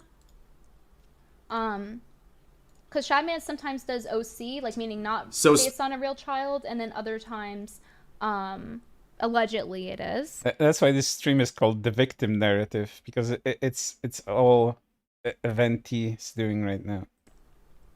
But what's interesting is that he begins to talk about how Shad uses child references and how that's wrong, right? And that's interesting. Why would it be wrong, hypothetically? Like, I'm against it. But using his logic, right? Using Rev's logic, if it's just lines on paper, what exactly would be the problem? Because it's based on a real life fucking child. That's why. Very simple reasoning. I don't know how she doesn't understand that. Using their argument. It doesn't really make sense now, does it? It makes all the fucking sense. A fictional character does not compare to a real child being sexualized in a drawing based on a real fucking child. A child that exists. Provably exists. How doesn't she understand that? Speaking of Chris, there was a few updates I want to go over since the last time I talked about him. So a few days ago, I made a video talking about the Chris situation and mainly looked at his controversial tweets, including the Lolly tweet we just looked at. And I dismissed them all as just edgy jokes. Who cares? Not a big deal. But there is a set of new uncovered tweets that have happened since then that I do want to talk about because they at least raise some concerns and some related questions. And they all have to do with Chris's interactions with Shadman. Now, of course, Shadman is a very controversial figure on the internet. He is an artist who gained a big amount of notoriety through making edgy artwork, including Lolicon, but he was essentially ran off of every platform, and rightfully so, once he started using real children as references for his not safe for work arts, So he's against this, which is good. It's good. But I'm just saying it's not logically consistent, though. It's very consistent. Artwork based on Keemstar's daughter, the actress from Logan, and a few other examples. So he actually used real children and made not safe for work art based on them. That is when this becomes CSEM. That is child sexual abuse material. You are exploiting a child sexually. That is when the just a drawing excuse does not work. And where does it come from? It comes from Lolicons. Who else is making this material? Who is it being made for? Doesn't she understand that the Lolicon is making an argument for an ethical consumption of Lolicon? She doesn't understand that how these two things are completely fucking different. How does that happen? Because, you know, a Lolicon is just an label. If a guy decides to be a retard and be that kind of Lolicon that decides to draw fucking actual real kids, then that person can go and kindly fuck themselves. She thinks that, I don't know, Lolicons are like a monolith, that nobody has different opinions and different ways to handle this kind of content. It's not all, you know, a big echo chamber like what she's trying to have with her own chat. I don't know if you guys have been reading the chat here, but, you know, that's what you get in her chat. It's complete brain rot. Just happen out of nowhere. But there's clearly a disconnect. He refuses to connect the dots here. So using their logic, if it's just lines, if it's just a drawing, all these Lolicons seem to use this argument. God, she's at least stupid. for the most part from what I've seen on Twitter when they respond. I'm raising the age of consent to 30 because I don't think people like this have the mental capacity to reproduce. So I'm raising the age of consent to 30. But now it's child abuse if it's based on real child, which I agree, but that doesn't logically make sense if it's just lies. Clearly we assign meaning to these things, right? Clearly we assign meanings to these lies, and clearly they're being used for an explicit reason. So if you're admitting that it's wrong to touch yourself and touch yourself to children, and No, not the touching yourself is the argument here. It's making content out of real fucking children. That's the argument. Animated forms of children, and to train your brain to be attracted to little girls, animated virtual CP, essentially VCP, virtual CP, and you're training yourself to be attracted to that, wouldn't that follow through to also be wrong? Because it's wrong when it's the specific person, right? The specific child. She's not even addressing the argument he's making. She's just making her own. She's making shit up on her own time. Correct? So now it's suddenly not wrong to be attracted to children when it's not based on a real child? They're both... It's about the production, not any kind of attraction to a drawing at this point. Production. In both instances, you're attracted to children. That's why you're touching yourself to it. You're not attracted to the cartoon. You're attracted to what it's based on. That's why straight people watch straight porn. So there's a huge disconnect here. And that's what I'm trying to point out is this is the cognitive dissonance that I'm seeing among the Lolicons. And they refuse to acknowledge what they're actually doing. Because then they would have to face themselves. That term. They have to acknowledge what they're doing is wrong. And the same argument also applies to this. So he had mentioned something called ToddlerCon. So what is ToddlerCon? It's same thing as Lolicon, but like the they're bending of the younger, rule. essentially. Something she censored very poorly for YouTube. So let's play that for a sec. Of anything, but some of the rules that they cite here I think are relevant. In the video, she shows literal ToddlerCon to prove her point. And it wasn't even relevant to anything to do with Gura. And don't you love how he omits the fact that it was censored? Again, it was censored completely wrongly and so badly you can even see a fucking dick. How she has access to that video. That video is apparently on Rumble too. She can go look it up. How do you look at those fucking squigglies she drew over that shit? And say this is properly fucking censored.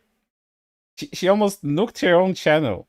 I don't like seeing anyone get strikes. I don't like seeing even my worst enemies or people I really dislike did this get to strikes. yourself. Because at the end of the day, I want everyone to be able to make content. But at the same rate, I'm not going to feel sorry for you in a situation like this. Yeah, so fuck me in particular. Yes, fuck you. Fuck you sincerely. With all due respect, go fuck yourself. Right? Freedom of speech until it's me. So that's essentially but you know, fuck you, you're getting deplatformed anyway. And So mad. it's not for anything like bad. It's not for bad intentions. This is clearly not out of bad intentions. Guys, I've been nuked off the platform. My entire channel was terminated over this. No bad intentions, calling people pedophiles and saying enable shit. How about that Iron Mouse stream that you did that you basically use the same arguments that you use against Gura? And not only that, then you tried to say that she isn't actually sick and you mocked her illness. How isn't that bad fucking intentions? Like, what is that? Is that educational purposes again? Wasn't that in bad faith? Like, stupid fucking bitch. It was only thanks to you guys tweeting them that they reinstated my account so quickly. And it took weeks just to get that strike removed so I could stream again. Okay, I wouldn't be talking about, there's no grift here to be had. This is not a profitable... King of chat. There's no grift to have. King of chat. thing. I can't even make a video on this. You can't monetize that. This is something I do. Mind you, she removed the age restrictions of that video that got her a community guideline strike because she wanted more views on it. It wasn't, oh, because I wanted it to reach a bigger audience. This is all about fucking revenue. Why do you think she has a Patreon? Why do you think she has all of these sources where she can earn money? King of fucking chat. Do out of concern. This is something I do because I see the state of things, and I know that a society can't sustain itself. A culture can't sustain. Oh, we live in a society now. Like, awesome. It's this argument. Itself when you have children that are unable to retain their innocence. You won't have a society for long. That's why I speak on it. I'm trying to stop this from spreading like the cancer that it is and has been. This is something very difficult. Why didn't she cover that one instance and many other instances where Lolicons actually uncovered pedophiles? And what was that blue project thing? Yeah, I forgot what its name was. Basically uncovering a bunch of minors sharing pornographic materials with adults. That thing was revealed by a Lolicon. Why didn't she cover that if she wants to protect children? Why are you focusing on the most popular animated characters and VTubers?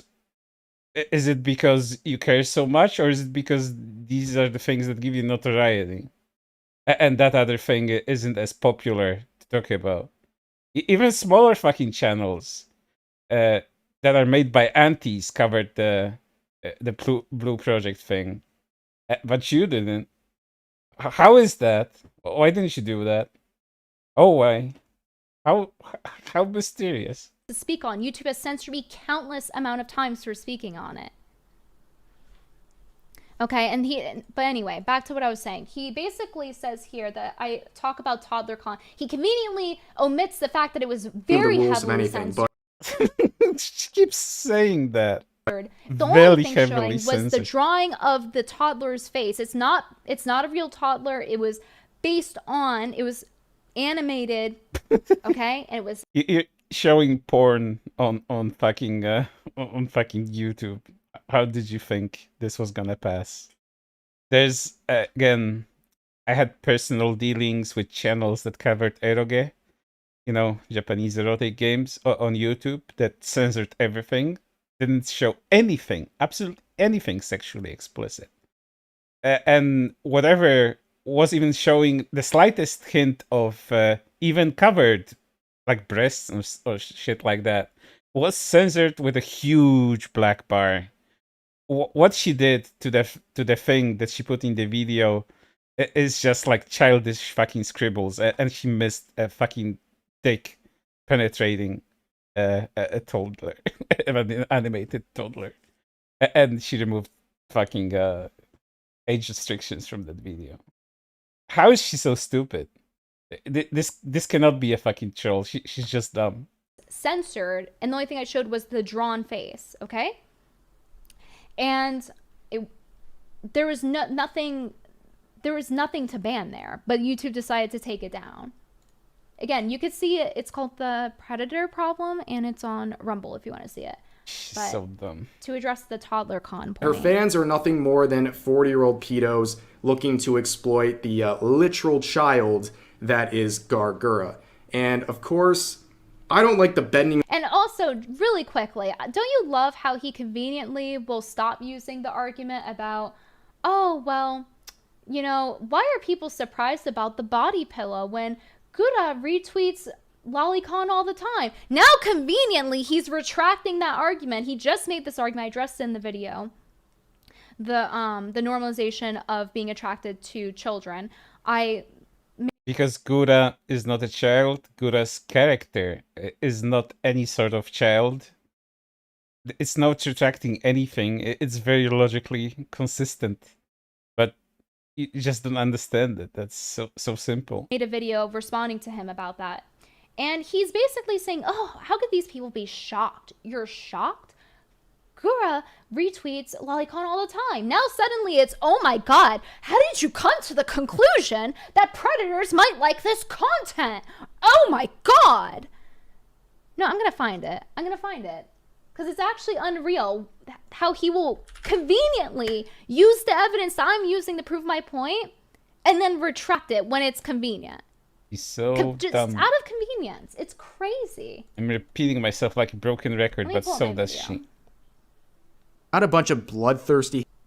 Hold on, where was it?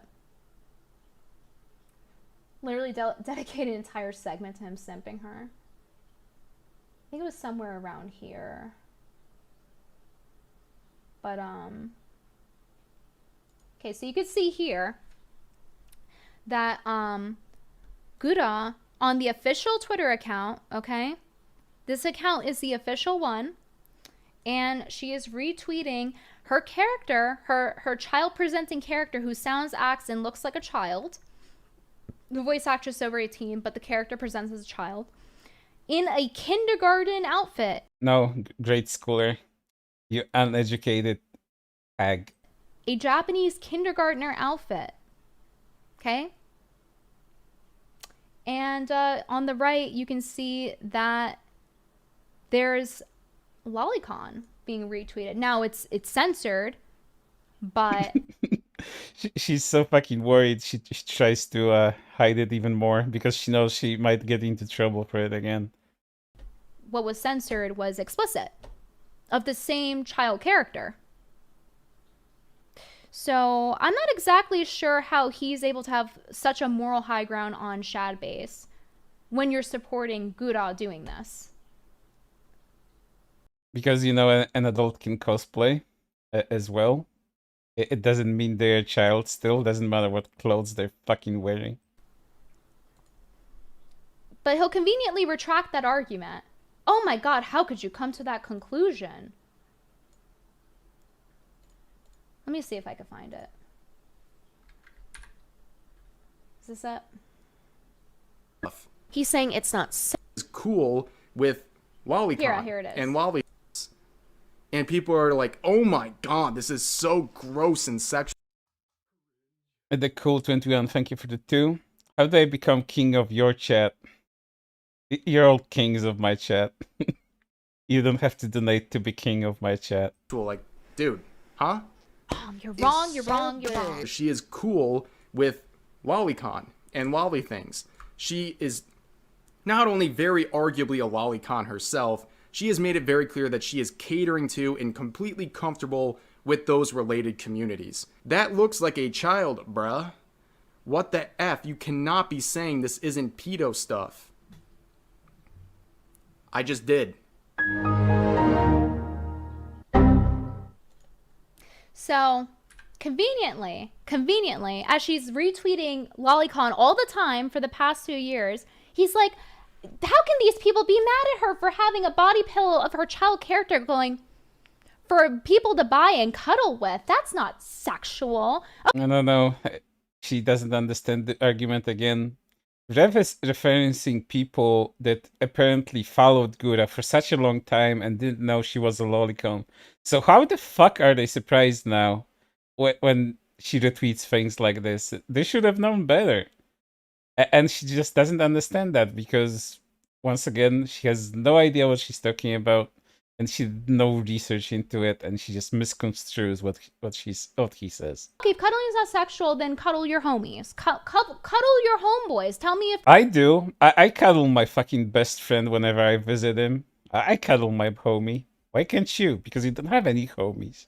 that's straight then. Yes, it is. And I don't feel bad for doing it. Clearly, there is a sexual nature to it. And also, the fact that he's using the same... Oh my god, how could you be shocked? She's a huge lolicon I'll make the argument now. If you don't cuddle your homies, you're gay. That's when you're gay. If you don't cuddle your homies. on herself. Now in his video, conveniently, it's... How could you come to that conclusion about her fans? How could you come to that conclusion that she's a lolicon and acts predatory? It's called an opinion. It's not slander. It's called an opinion, and I provided the receipts for why.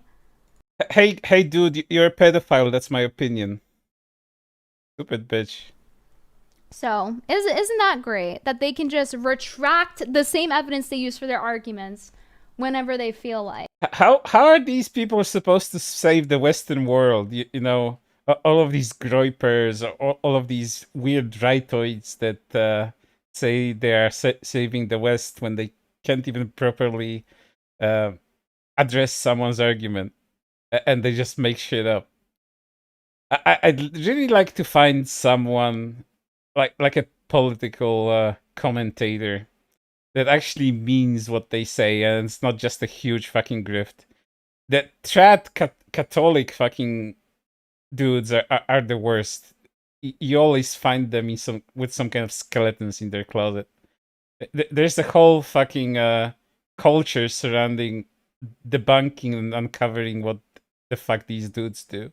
And then all, I guess, 600,000 subscribers of his will just clap for that and be like, yeah, actually censorship is fine now. Who cares if HoloLive tried to censor, you know, the company you're simping for? You're simping for a company product. You're not even simping for a girl. You're simping for a company product. It does not get much more pathetic than that. Completely inconsistent. Ghost Politics is fucking funny. And not intentionally funny, but he is fucking funny. And they like to say, oh, you're saying we're literally touching children. You know, I would go as far as to say I wouldn't be surprised if offending predators have a lot of lolicon consumption, as they like to call it, consumption, touching themselves to the images of animated children. But here's the definition. Funny how the opposite is true. In case we forgot. Pedo, a person who is sexually attracted to children. When you watch animated pornography of children, what is that, guys? It's an attraction to what you're watching. You're not attracted to the cartoon. You're attracted to what it's based off of. That's why straight men watch women in their pornography. They're not watching gay porn. You're not a straight guy if you watch gay porn. You're a grown adult male and you're watching gay porn. I have news for you. You're gay. So this actually would be the correct... So by this logic, if I watch Brittany Venti, am I into bestiality? Because no human makes these arguments. And she completely fucks me. So an animal is basically fucking me. So I guess I'm engaging in bestiality. Term to describe someone that, you know, we have a word for that. For people who are sexually attracted to adolescents. It doesn't mean that you've touched a child yet. Doesn't mean you're convicted. But it means that the attraction is there. Okay?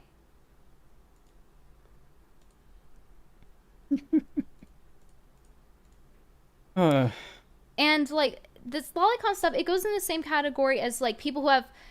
It's worse. It's funny that the longer it goes on, like the worse anything she says goes. Like not being able to construct any sort of logical argument. Just making shit up, and thinking that she's right about it. Obviously, but there's all kinds of like crazy fetishes or like kinks, whatever word you want to use. I say it's predatory. I say lolicon is predatory. I don't just view it as like a side kink type of thing.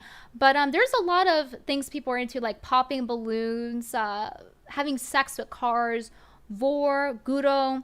Popping balloons, that's problematic and unhealthy. Asking if Lopunny or Gardevoir is the most fuckable Pokemon. I'd say, yeah, I'd say she is. There's a lot of good depiction of Gardevoir. People are into crazy shit, and we know that. Anybody who's been on the internet long enough knows that. It's common sense. You don't need 10 different studies on this. There's so many subreddits dedicated to these things. This is not hard to find.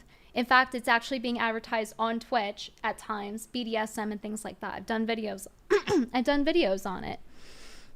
And that goes into what I was saying about people conditioning themselves. They are training themselves to be into these gross things, including into animated children, Popping which balloons, leads to the attraction. fucking Pokemon. Because you're not basing off of nothing. If you watch bestiality porn, like, what do you think that you're attracted to then? You're a grown adult doing that?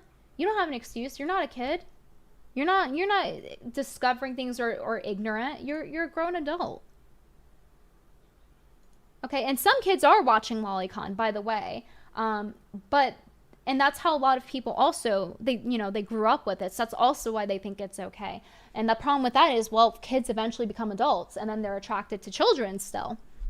So, like I said, there's a word for that, and it's called pedo, the sexual attraction to children. The word lolicon stems from the word Lolita, a book about a 12-year-old getting touched.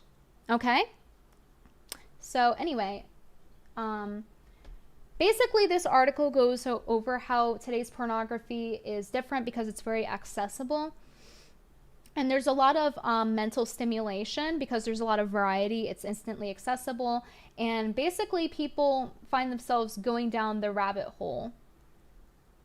And so right here it mentions that in a study cited at the bottom of the article, 49% of men surveyed described sometimes searching for sexual content or being involved in OSAs, online sexual activities, that were not previously interesting to them or they considered disgusting. So that's almost half the population that was surveyed. Okay, and there's a lot of resources you can find online on this concept of people being conditioned into worse sexual preferences and going into some dangerous territories like Lolicon. Or even just the real thing on Pornhub, we know, and I've covered this plenty, we know that they're actually... Yeah, she kind of omits if this involves anything that's real or not. She completely ignores that point there. It was real children being touched against their will on that site, and Pornhub got everything stripped from them because of that. Almost everyone took away their partnerships over time, thanks to Lila McHalewake's advocacy in that regard. But Pornhub had a lot of real content of people getting brutally touched against their will, to put it in YouTube-friendly terms, like violently. And they asked Pornhub to take these videos down, and Pornhub didn't. They had to get legal because they wanted the profit. They wanted the ad rev. And it went so far as to Pornhub having their staff telling people to not report the CP, like actual CP, to authorities, to just click the report button instead. So they were doing this for a long time, and they had no age verification. Their verification system didn't actually require an ID. So, and this was one of the most, if not the most popular porn site at the time. I don't know if it still is, now that they had to wipe 80% of their content after they got in trouble for that. But basically, sure, it still is. They hosted a lot of abuse content, including that of children. And they got sued for it a lot, and got into a lot of trouble for it, and tried to cover it up because they wanted money. How does this connect to Lolicon? It doesn't. She just likes to make the argument that porn bad and the consumption of porn would lead you down a sinister route, that you're gonna look for stronger stimuli. That's her whole argument. Once again, ignoring how human sexuality works, and it doesn't have to go that way. It can stay in one place, or it can go a completely different direction.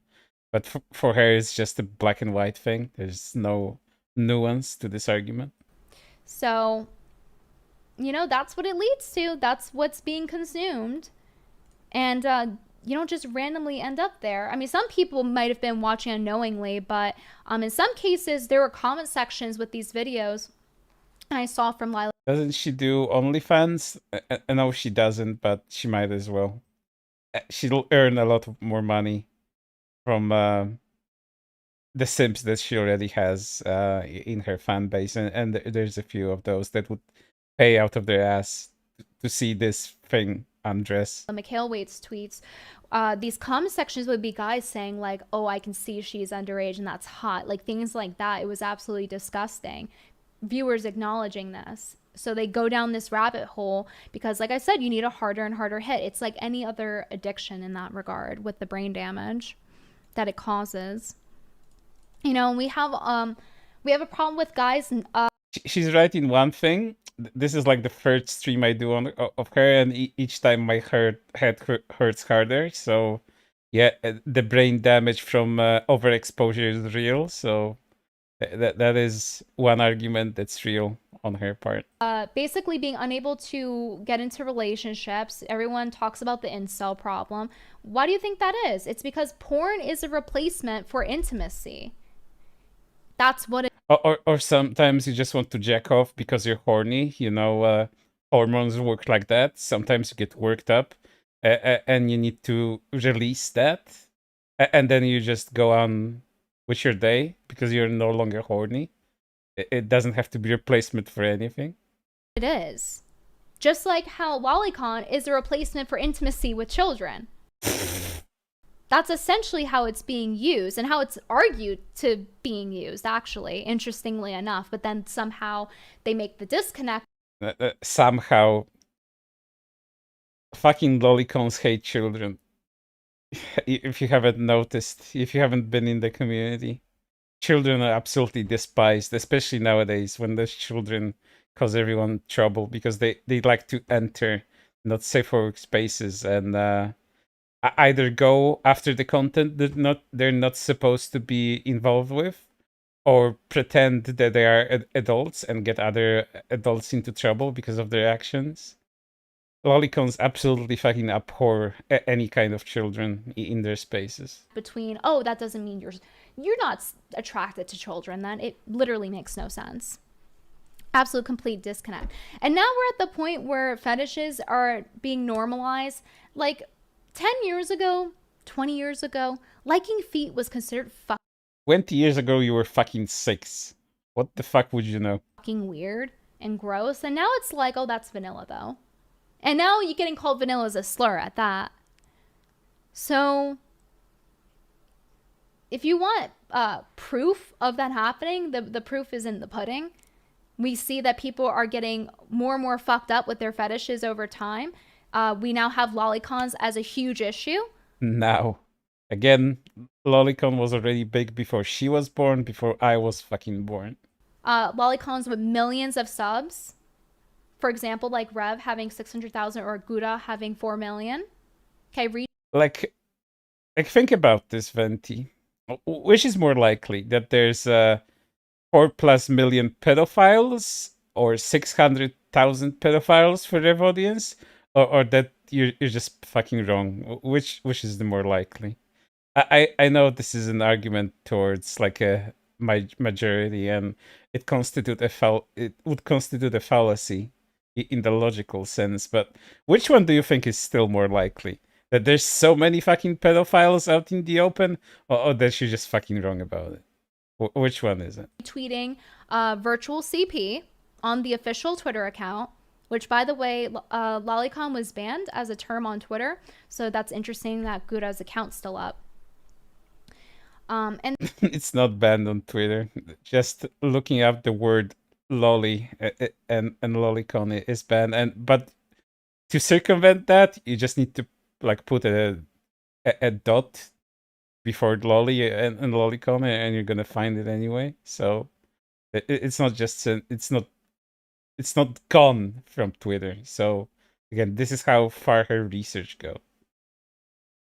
They like to use these arguments that to try. Will Kuri get more subs than Venti? No, I won't, because my channel will be gone because someone eventually is gonna report it for bullying or whatever other shit. Either than that, I'm gonna have my fun until that happens. Try to justify it like, oh, it's a body type, but it's not.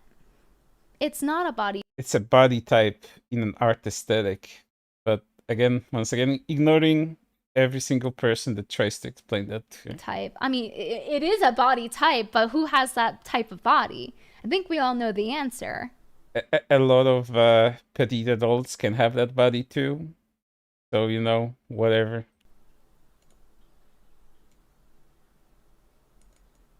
So, like, looking at this photo, like, do you guys think that this is like a body type? Like, look on the left there.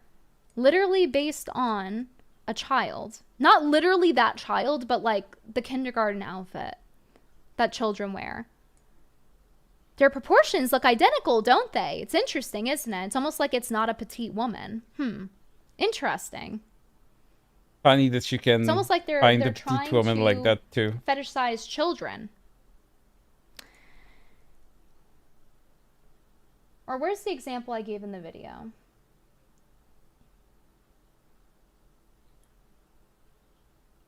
Like, I can't believe the mental gymnastics they run through to justify this. So if we're looking at this, okay, so those of you who have any knowledge about drawing and proportions, you know, tell me if I'm wrong here. So in the middle, we have Gura with that. This was the print that was on the body pillow of this child character, child presenting character. So the voice actress, again, above 18, we all know that. But child present. This is like a similar argument that a lot of aunties use with child-coded characters, not only in appearance but also in behavior. But again, in Gura's case, both of these things are just fucking wrong. The character acts, looks, sounds like a child. Purposely fumbles words to try to act more infantile. And over here, I'm going to move this so you guys can see. I mean, when it comes to Venti herself, she used to be known as this troll. Does this mean that she's retarded because she was pretending to be retarded? Which one is it? Over here, we have petite Japanese women from Alarm K magazine, because I collect those because I like Alarm K and it's really cute fashion. On the bottom left, we have...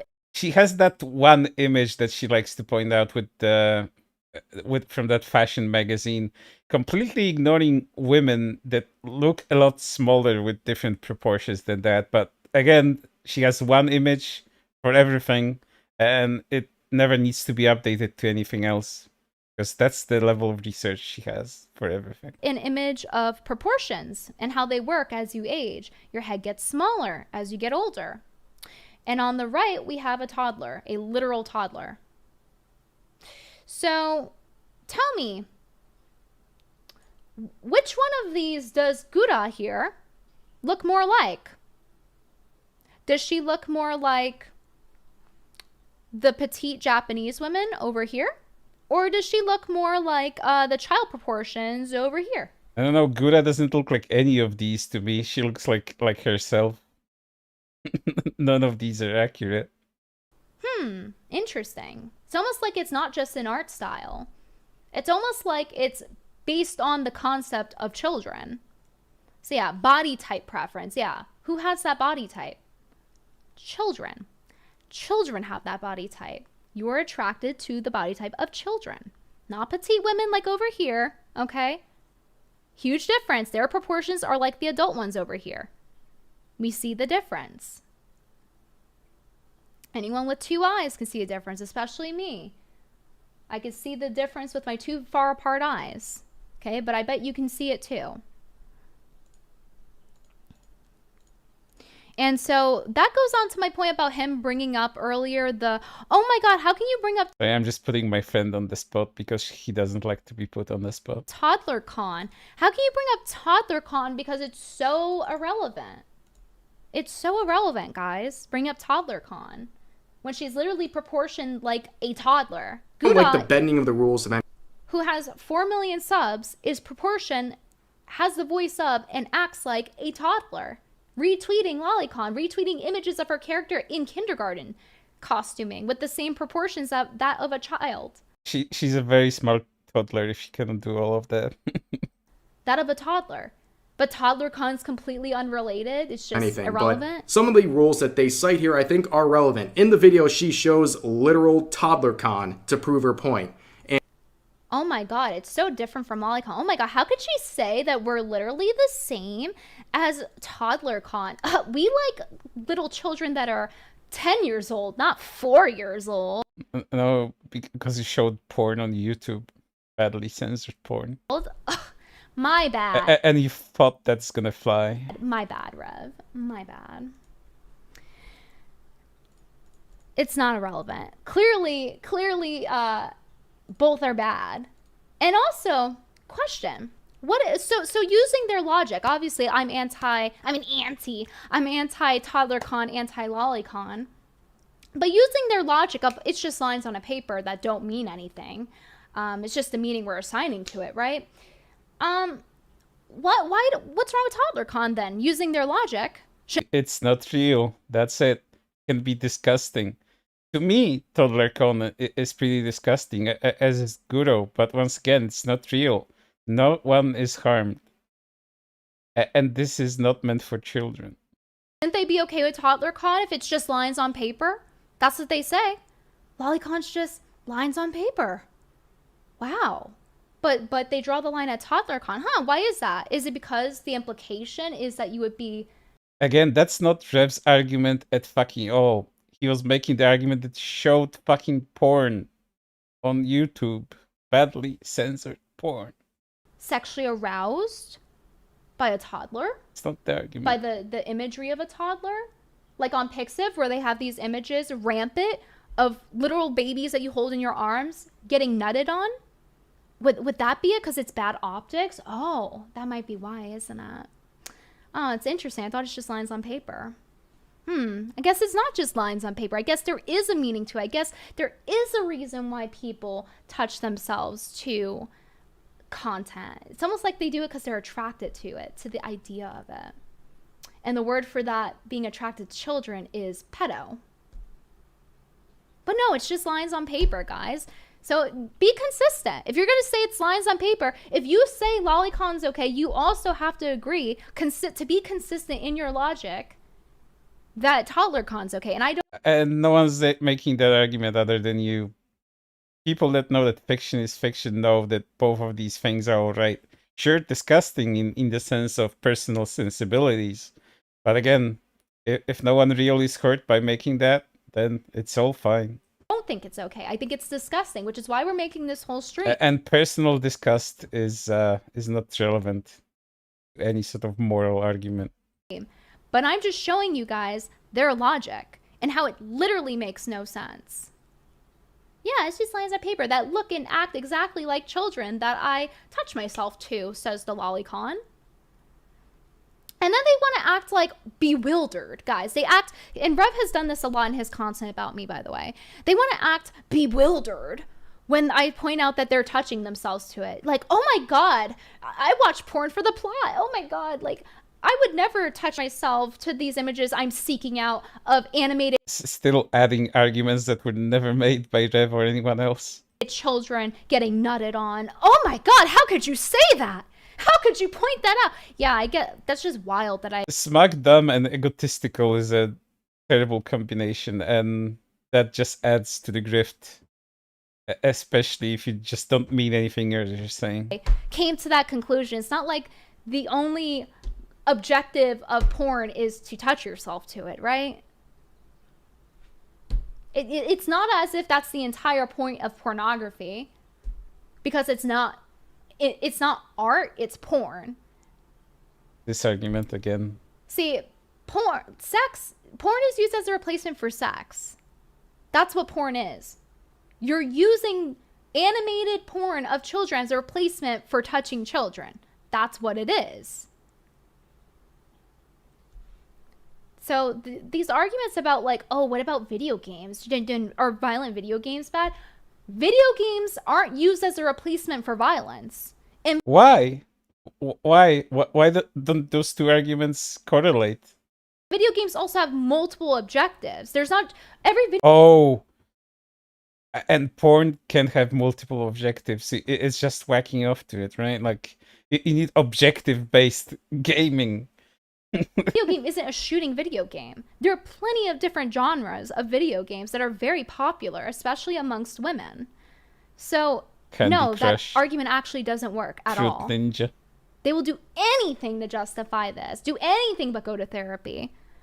If it can even help them, that is. From what I heard, it doesn't. For people with that problem in particular, and generally people low in empathy. But nonetheless. Low on empathy. She's the one that laughed at Iron Mouse's fucking disease, said that it was fucking fake. She not only made that joke once, she made it like 6 times during that stream. And she's the one talking about empathy here. The fucking audacity of this bitch. The solution to it isn't to then advocate for more people to touch themselves to child content that's explicit, animated content of children that's explicit, and then go and defend it online, and then convert more people into doing it by trying to normalize this shit. Normalize it where? It's a niche fucking interest for enthusiasts of fictional media. I'm just so sick of the same arguments over and over. That's why I'm just like knocking them all out right now.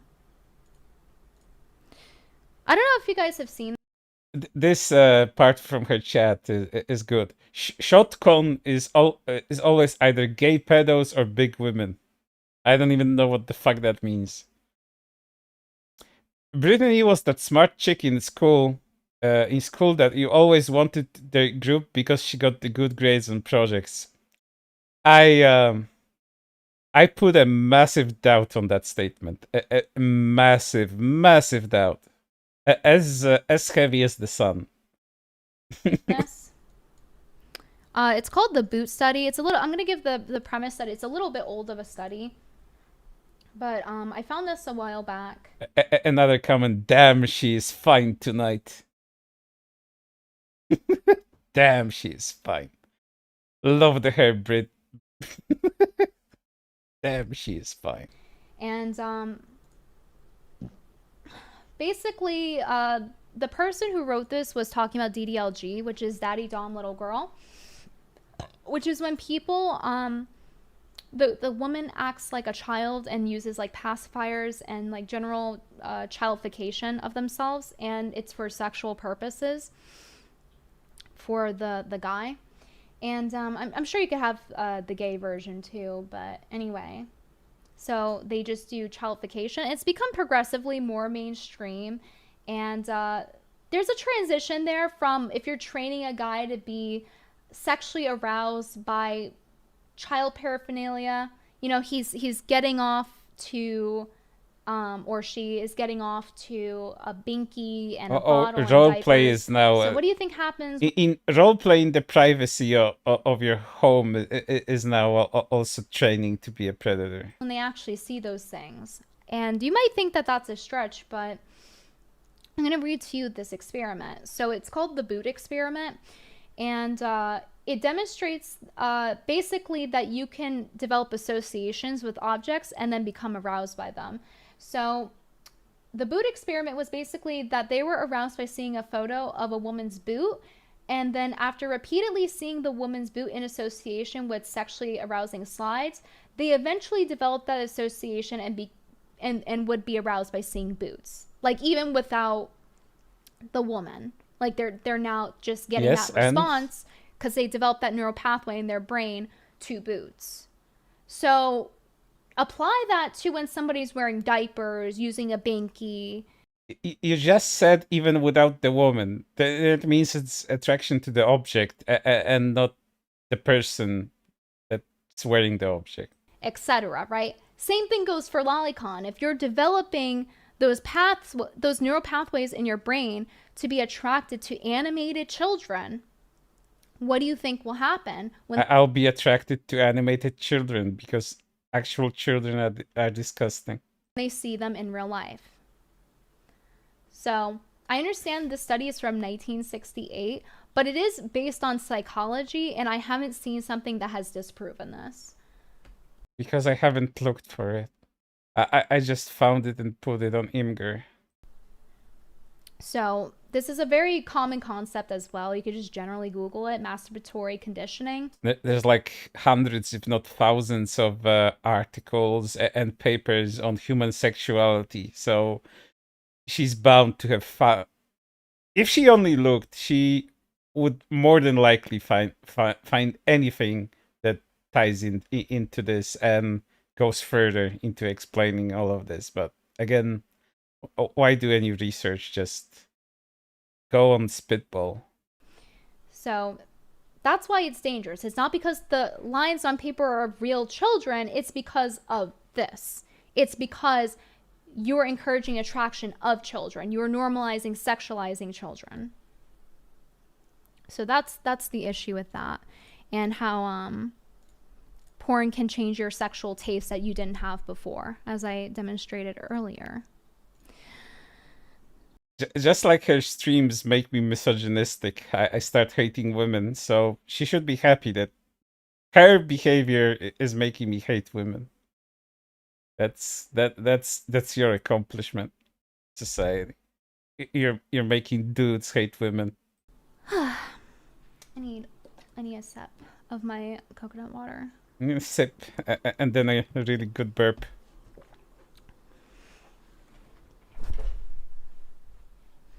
But it really does amaze me how people will try so hard to defend other people's right to take away children's innocence, and how prevalent that's become.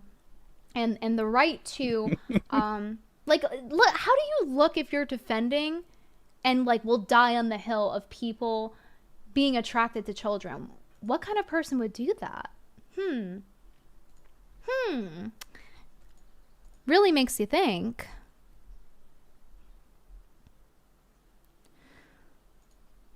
God, I wish she went back and tried to debate Destiny again. Destiny is a weirdo that likes to get really upset and speak really fast and basically run circles around people, sometimes making really unresearched arguments as well, or doing similar shit to Venti, that he found one source and he just runs with it. But he usually constructs much better arguments and actually connects things logically. And whenever she had any quote unquote debate, because you know that's what the commentary sphere does. They do 24/7 debates constantly. She got completely fucking humiliated, and the only thing that she resulted, the only thing that she ended up doing is just basically insulting the guy by ad hominems. It was a pleasure to see her completely being destroyed when she's not just talking to herself and her simp of a chat. I can't believe the video game example. Like, you're not as sexually attracted to video games. What a dumb comparison. Seriously. Like, I can't believe they actually use that. It takes 2 seconds to debunk that argument. How dumb. It's fiction and reality, conflating the two. We're not talking about sexuality here. And again, with how little research she did on all of that stuff, she has absolutely no right to say that she can just dismiss an argument in 2 seconds, because it's not the same.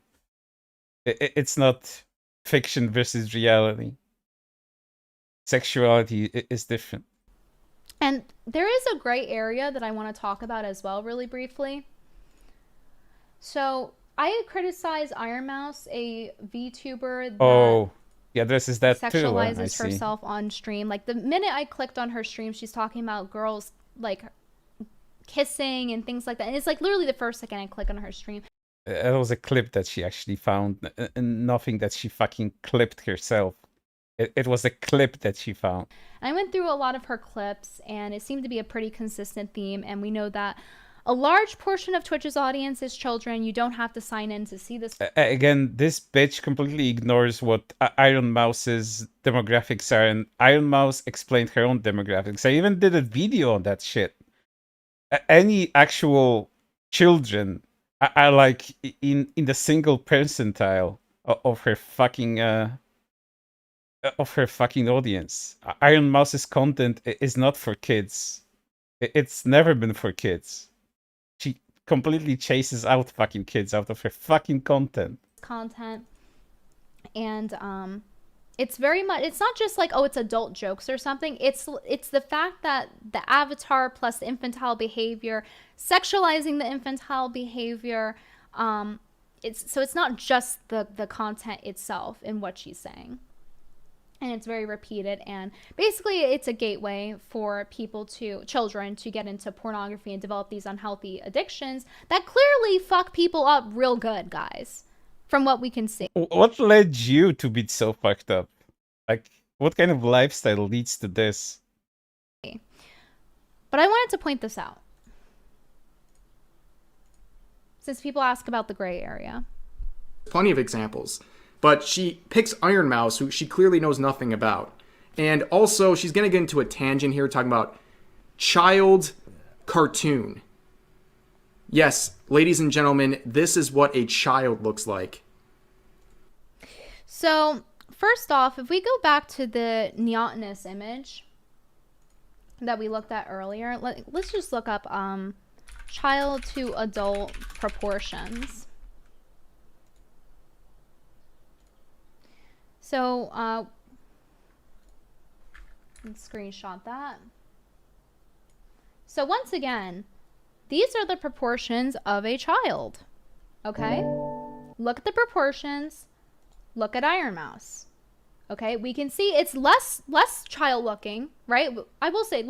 Hey guys, here's like Iron Mouse's torso, and here's a child proportions. Maybe show Iron Mouse's full fucking model, you disingenuous hag. Less child looking than Gouda, right? Because there's puberty. It's post-puberty.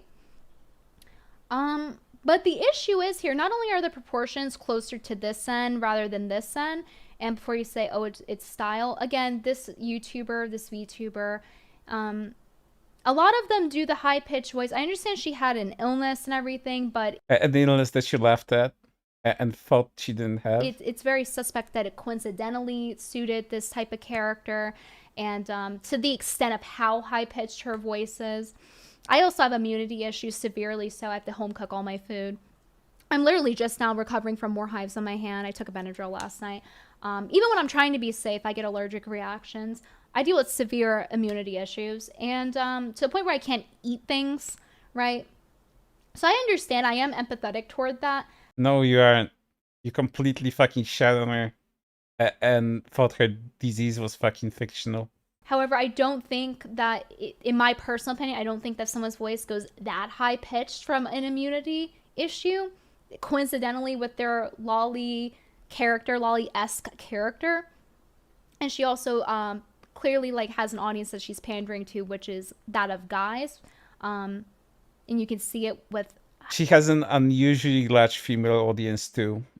A lot bigger than most VTubers have, so, you know. It's still mostly male, but she has more female audience than most other VTubers do. She also talked about that when she mentioned her own demographics. How she speaks, the topics she talks about being kind of sexual very often. And it's not just like here and there. Like the first thing I saw when I clicked her stream, the clips that I watched, etc. Now, even if you want to disagree with me on that, okay? Can I just point out something really quick about his logic here? Okay? Just hear it one more time. Child cartoon. So he's mad that I'm saying that this is a child cartoon, despite the proportions being still close to this. Okay, you want to say it's a stylistic thing? By the way, I think chibis are different. My problem is sexualizing infantile behavior. That's my issue. But anyway. The infantile behavior of Iron Mouse is talking about things that only adults do. That's the infantile behavior that Iron Mouse engages in. Not only is Iron Mouse's avatar closer to this rather than this end, if you want to say it's stylized, how okay. the fuck you only see her torso? You can say that if you want to. And fucking boobs. But he's complaining that I'm calling a large this chest. like childlike, when there's clearly a lot of neotenous features. Have we considered the fact that in America, children get their period at 9, 10 years old? How does this even relate to anything when it comes to what her fucking model looks like? What is this argument? Just because a child has breasts doesn't make it not a child. So what is Reb trying to say here? What's the implication here? That it's okay to sexualize children if they have breasts? Is that the implication here? What's good with that? Because children get breasts at age 10, 11, 12 in America. So no, actually breasts doesn't automatically make you not a child. And that's very creepy that he would suggest that. I'm very creeped out. I'm not only creeped out by all the other things I've shown of him defending Lolicon. Hey guys, did you know that children can have breasts? And you know what else has breasts? Adults do. Funny that, right? Like how does biology work? Jesus Christ. And Lolicon, but someone who is a Lolicon, and he consumes the content. We all know what consumes mean.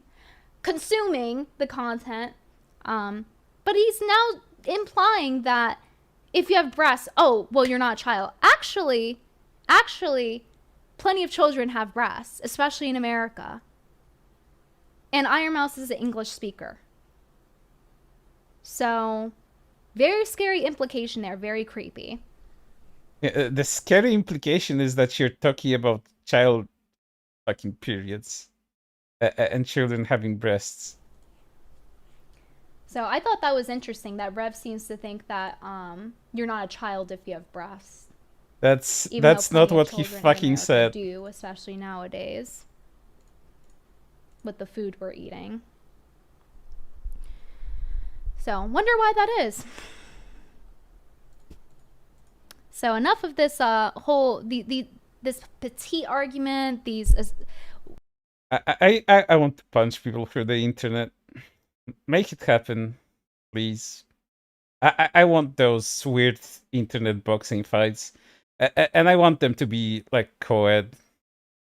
I want to punch women, chat.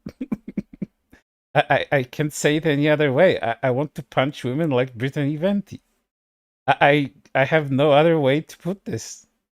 She's so fucking vile, this woman. Weird arguments and not. And I only think physical correction is gonna fix that, because I don't think any reasonable arguments is gonna fix that. 9,000-year-old argument.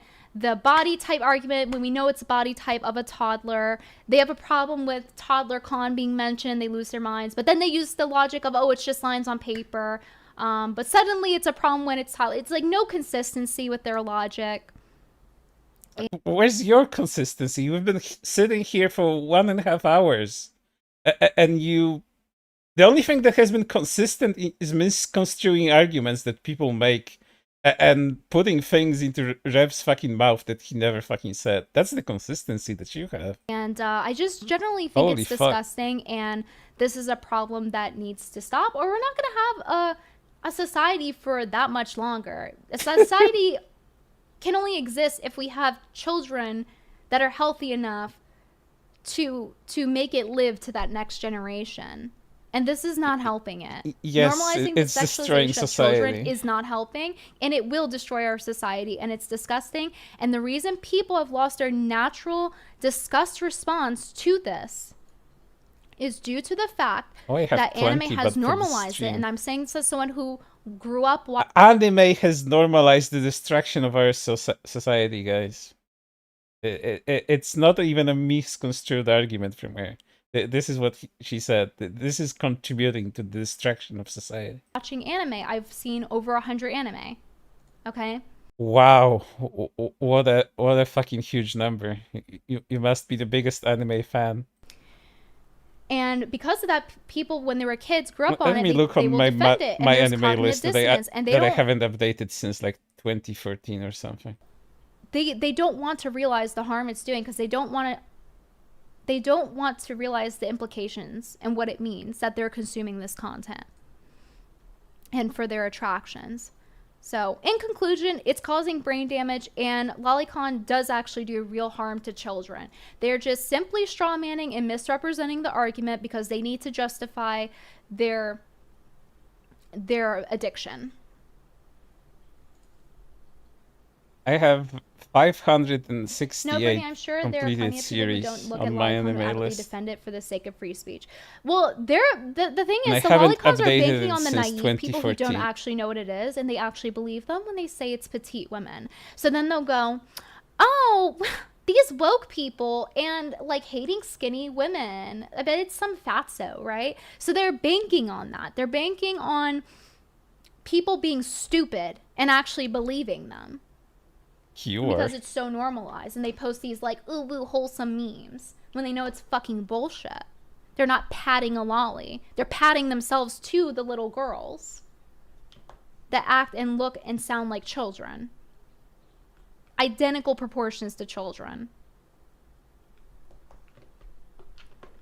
I was joking. Okay, but still, some people unironically will say that, like, because there are people who I'm sure are just like ultimate free speech, right? They want to be a free speech absolutist, and they probably just think, oh, like I have to defend art because if I don't, then we're not gonna be able to have art because they'll censor art. But I'm pointing out that this, in my opinion, doesn't count as art when art has multiple case uses, and pornography. Again, it's her deciding what art is, and that's why she can ban Lolicon. She's that kind of free speech absolutist because porn isn't art. Is the end point is just to touch yourself. It's not to put it on the wall. It's not to put it in a museum. It's not to be admired. It's to be consumed. That's why Lolicons use the word consume, by the way. Notice their because it's a product. It's not real. That's why. Very simple. Language. It's to be consumed. It's content. Well, you might. I'm not going to say that.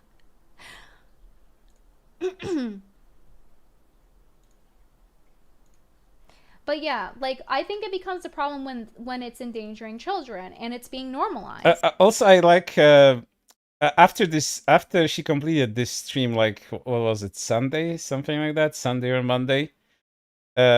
She went to Twitter and basically to insult lolicons, and people started posting Pepe with really with eyes really wide apart to her, and then she replied, "How dare you make fun of my black features?" she's implying that people were making fun of her quote unquote black features. And you people can go who look would that not have up. otherwise been attracted to this are getting conditioned into being attracted to children because of Lolicon being normalized. And they're not willing to have an honest conversation, I can tell, because of how they misrepresent the arguments, the dogpiling, the censorship that they support. They mass report your account if you speak out against it. They lose your let minds. me They in have on the your stream, emotional Venti. I'll reactions gladly 'cause they're talk. I'll gladly addicts, talk to lashing you. out. Let Rev discuss shit with you because he only responds to people that have an audience. Let Rev go on your stream and talk to you about it. They're not reasonable. They're radical. These people are radical, and they're not consistent. And it's partially why a lot of people haven't spoken up on it, guys. Like, who wants to deal with this? Who wants to deal with like my case where I couldn't stream for like 3 weeks because I spoke out against it? No, because you fucked yourself. That's what you did. You fucked yourself. I had to keep my head above water, okay? I was fighting. I had to fight for this stream to be up today, and you guys too. Who wants to go through that? Who wants to lose 3 weeks of income? Oh, so now it's about the fucking money. I thought it was about the principles, as she was saying beforehand. Who can afford to do that in this economy? To speak up against Lolicon? It's really hard to do, and that's why a lot of people don't speak up on it. They're scared. They're scared of these Imagine having a job doing this. psychotic Lolicons who leave death threats. Okay, they left me so many death threats over Show them the Gura thing. They mass reported me. They accused me of slander. They lied about me and essentially slandered me. Including, and it's not just the random people, it's also the figureheads. Hololive tried to copy strike me. Rev lied and said I slandered. Lied. So that's why people don't speak up on it. Because they're vicious. These are addicts and they're vicious. They will come after you. They are cutthroat. They will do anything to defend their simping of child characters. They don't give a fuck about kids. They don't give a fuck about the implication of what that means for kids. They don't care. The only thing they care about is justifying their gross habits. Management wouldn't let Pipa do that, probably. Even though Pipa has done a lot of stuff, I think management would stop her. At best, I think Pipa would make comments about this if she was interested. That's the only thing they give a shit about. I think she is. They're very low empathy, and we all know that low empathy is a consistent theme in people that you need to watch out for. They don't operate like normal humans. You have to be aware of people who are very low in empathy. And conveniently, these Lolicons don't address these arguments. They don't. Rev saw my video, 100%. I will bet on it, 100%. How you don't think he saw my YouTube channel? You don't think people tagged him in my video? He didn't address my arguments. He didn't address my video. Senpai no, noticed he chose me not again. to. It's on purpose. Senpai make a video about me because notoriety. I live for it. So, and I've addressed how many things he said about me. Clarified how many things. Gave receipts for how.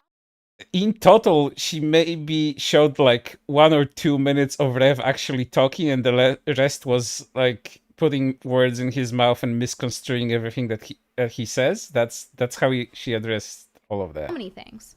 But where are his receipts? Where are his receipts? This guy was over 600,000 subscribers supporting this shit.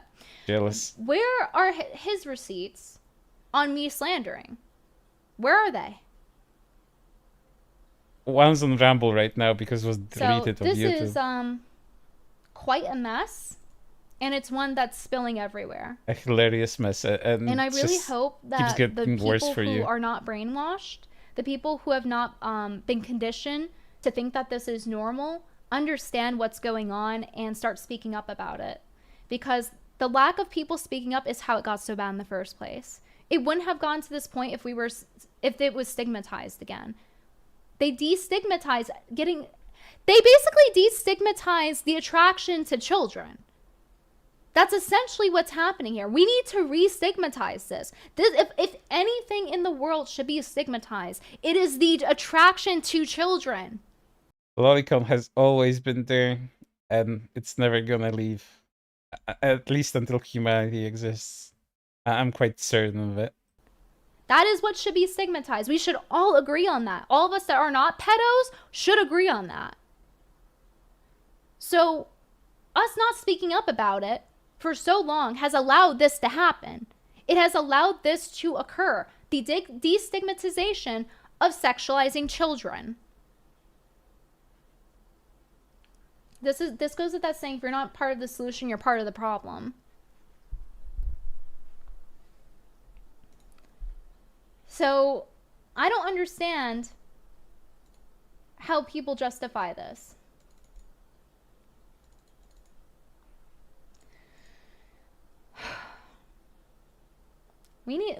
Like lolly shame. Lolicon shame. Shame on lolicons. That's right, I'm an auntie. I'm a normal fucking person is what I am. You're the weirdo.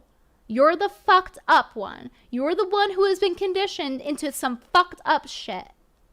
Not me. We are not the weird ones. You are the weird one. I'm weird for different reasons. This is so much better. I should have done this a long time ago. Well, Sean could tell you why I'm weird. But anyway. I'm a lolliphobe. Oh my god. You're lolliphobic. God, I wish I could use They really slurs do in use the internet LGBT thing as like on YouTube. what do you call that wooden horse? I forgot the word for it. The wooden horse to like get in. Oh, That's essentially like what they're Brittany doing. doesn't know what a Trojan They're horse trying is. to like and as a What a result they're harming surprise. LGBT people too. Yeah, Trojan horse. It's essentially their Trojan horse. They're trying to like climb on to the gay people, being like, "Oh, this is cool, right?" Yeah, the condom horse. That's what they're doing, and they keep doing it. Why is she trying to run defense for gay people now when she is actually homophobic? There's there is evidence for that in her previous videos that she does actually have a thing against gay people as well. Part of that, you know, don't be a degenerate kind of grift that she has going. It keeps happening. Whether it's the drag queens twerking in front of children or it's Lolicon, and everyone's being penalized for speaking out against it. Steven Crowder got strikes for it, right? I don't know if he censored the content or not, but this is an ongoing thing. I was banned over it. And it's a cultural problem with Japan, too. Doesn't just come out of nowhere. So that needs to be addressed as well. Oh no, I we're saw a getting Vice into interview, xenophobia. actually, where, and, you know, it's rare that Vice does anything good. But I Oh, that interview that tried to completely misconstrue what Lolicon is. It used circumstantial shit, and then basically removed the video from Japanese eyes, so it couldn't be viewed by Japanese people. So they couldn't respond to it. That Vice video that was panned by almost fucking everyone. You guys can go fucking look it up. saw an interview with Vice interviewing a Kick100, thank you for the 2. Lolicon, get called transphobic and homophobic daily.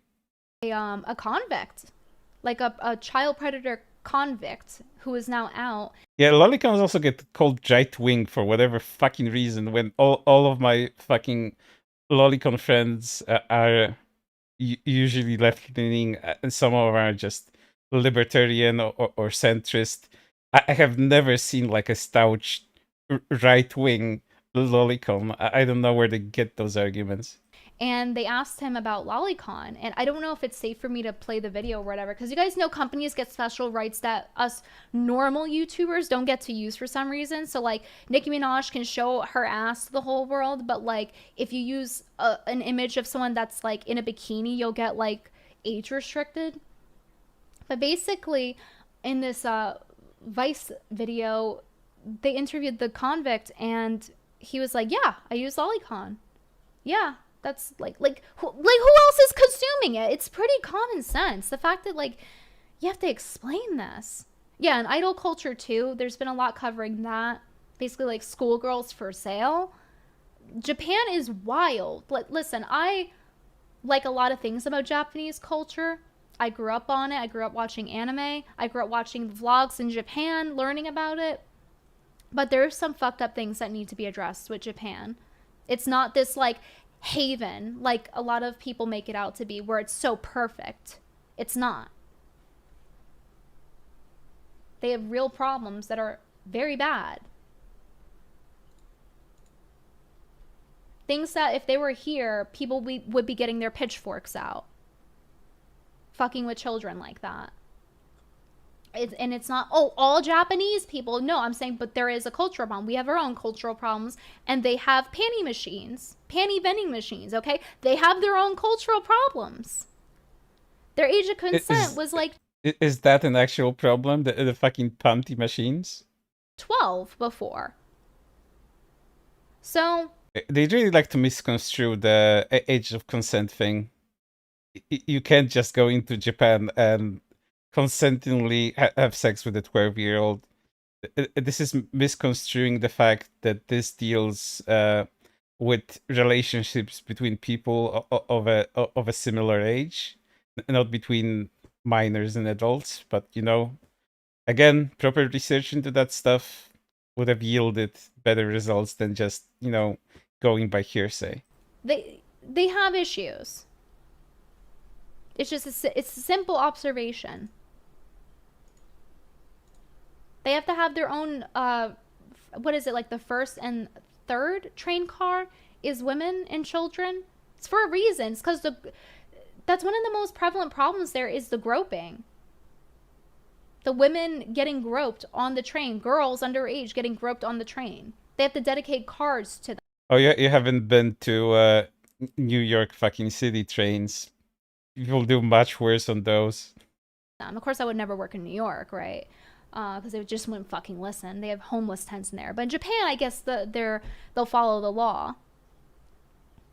The age of consent is still 13 in Japan. They have passed like some law to like remedy some aspect of it. I don't know the technicals because you don't know anything because, again, no research done to anything. I'm not an expert at law lingo, but I am aware. And also, I just want to say, have you ever noticed that lolicons are like never showing their face? Why is that? Why is it that they're all... I like my privacy, but I've shown myself before, so... And I've seen a lot of other lolicons literally just show themselves quite readily and easily, so... Again, don't know where she gets that from. And most people don't show their faces on the internet, so what kind of argument is that anyway? Always like anime profile pictures, never showing... Rev doesn't show his face, right? He has videos where he's in person. Don't know if he actually showed his face, but he does have like real life vlogs from some of his older content. But I know, I don't think he's shown his face. He uses this lolly. I hate even calling it like little girl. Like it's not a fucking sexual object. It's a fucking little girl. But yeah, like they're never showing their face. Why are lolicons never showing their face? It's almost like they're ashamed. Yeah, there's an internet anonymity. It doesn't mean that every anonymous image board is full of all predators or something. Absolutely not. But it is interesting that every lolicon is never showing their face.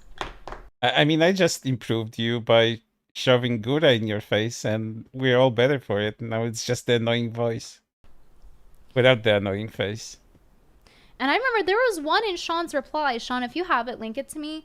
I didn't get a chance to copy and paste it in my notes, but there was this one that was a middle school teacher. God, they really like to fall for that shit.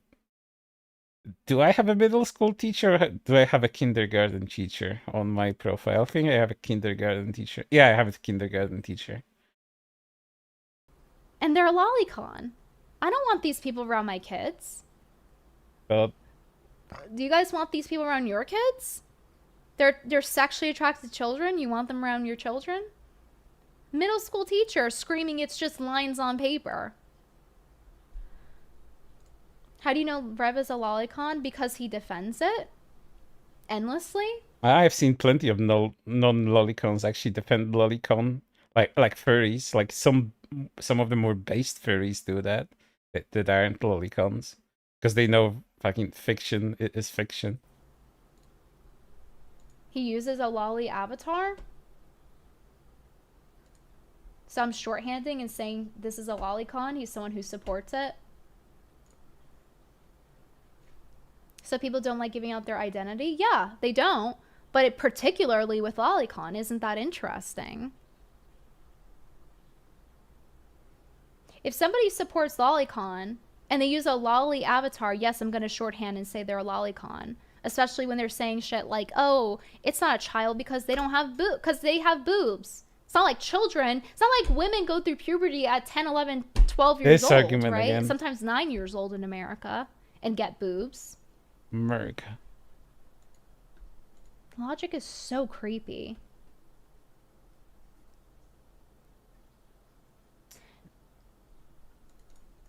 Like, I have a disgust response. Do you think I liked having to like look on Pixiv to like verify it's no. To verify if there's artwork there.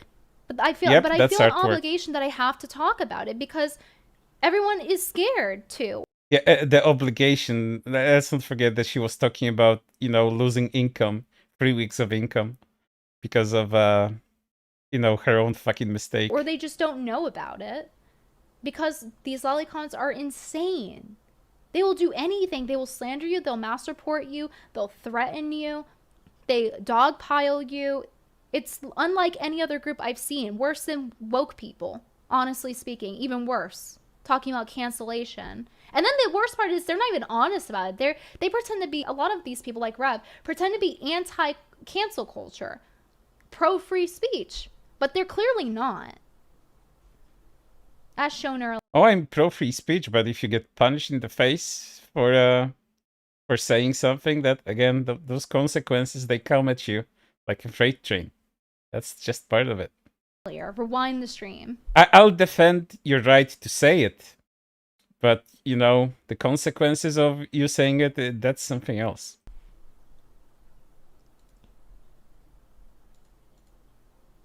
And guys, like, I'm completely fine with her saying all of that shit, but if she gets in trouble for that, like, I'm gonna laugh at it because she deserves it. takes you less than one Google image search result. Like on the first page, if you type in lolly characters, like just say like a random one from an anime, just like right there on the first page, you'll see lolicon. I'm referring to the explicit material of the child character. Because obviously the term's used to describe the person consuming it. It's also used to describe the content.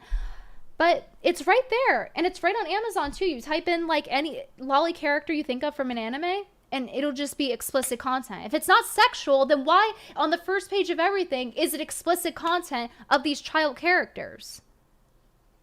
Oh my god, how could you say it's sexual? I can't believe that. Kid yourself. You're not fooling me. You think you can fool me with these wide-set eyes? I see everything, bitch. Were you referring to your own fucking white set eyes? I mean, you seeing everything is no fucking surprise with how wide those eyes are apart. I'm not surprised that she can see anything. Including your bullshit.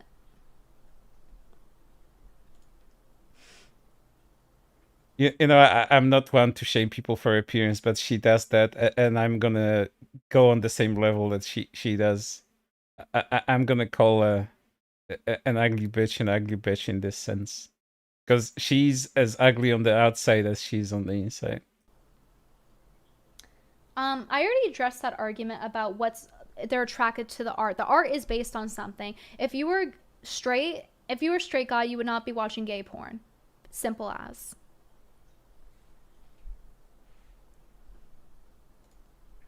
And then conveniently in anime, it's like, oh, we have to age up this character. We have to age them up to 9,000 years old. Oh, why is that?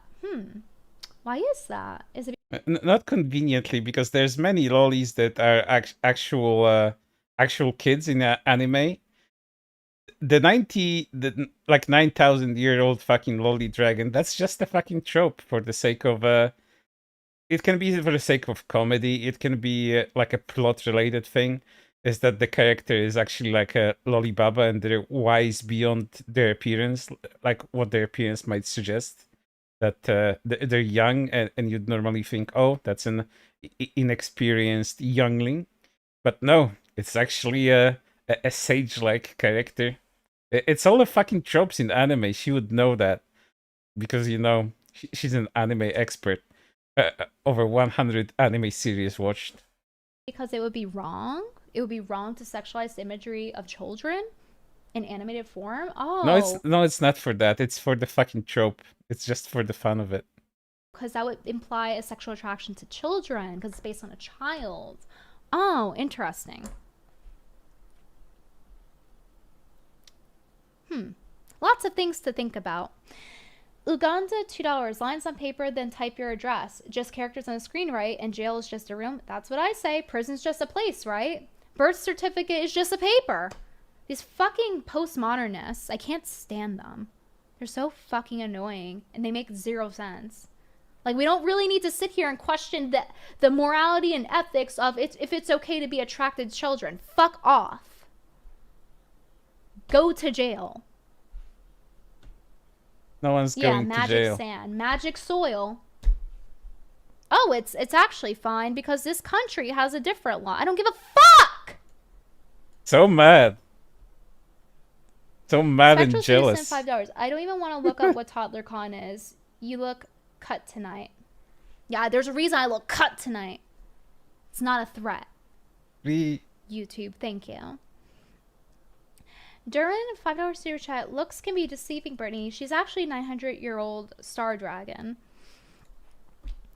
Yeah, and then they'll say, oh, but that's not the argument we use. But it's like, but it's interesting how they age them up 900 years because, like, they know it's wrong if we're basing a sexual attraction off of a child. It's interesting. You're aging them up for a reason. But they claim that the argument is on body type. And it's not any better, to be honest. It's like, okay, so your body type is a child, identical from that of a toddler.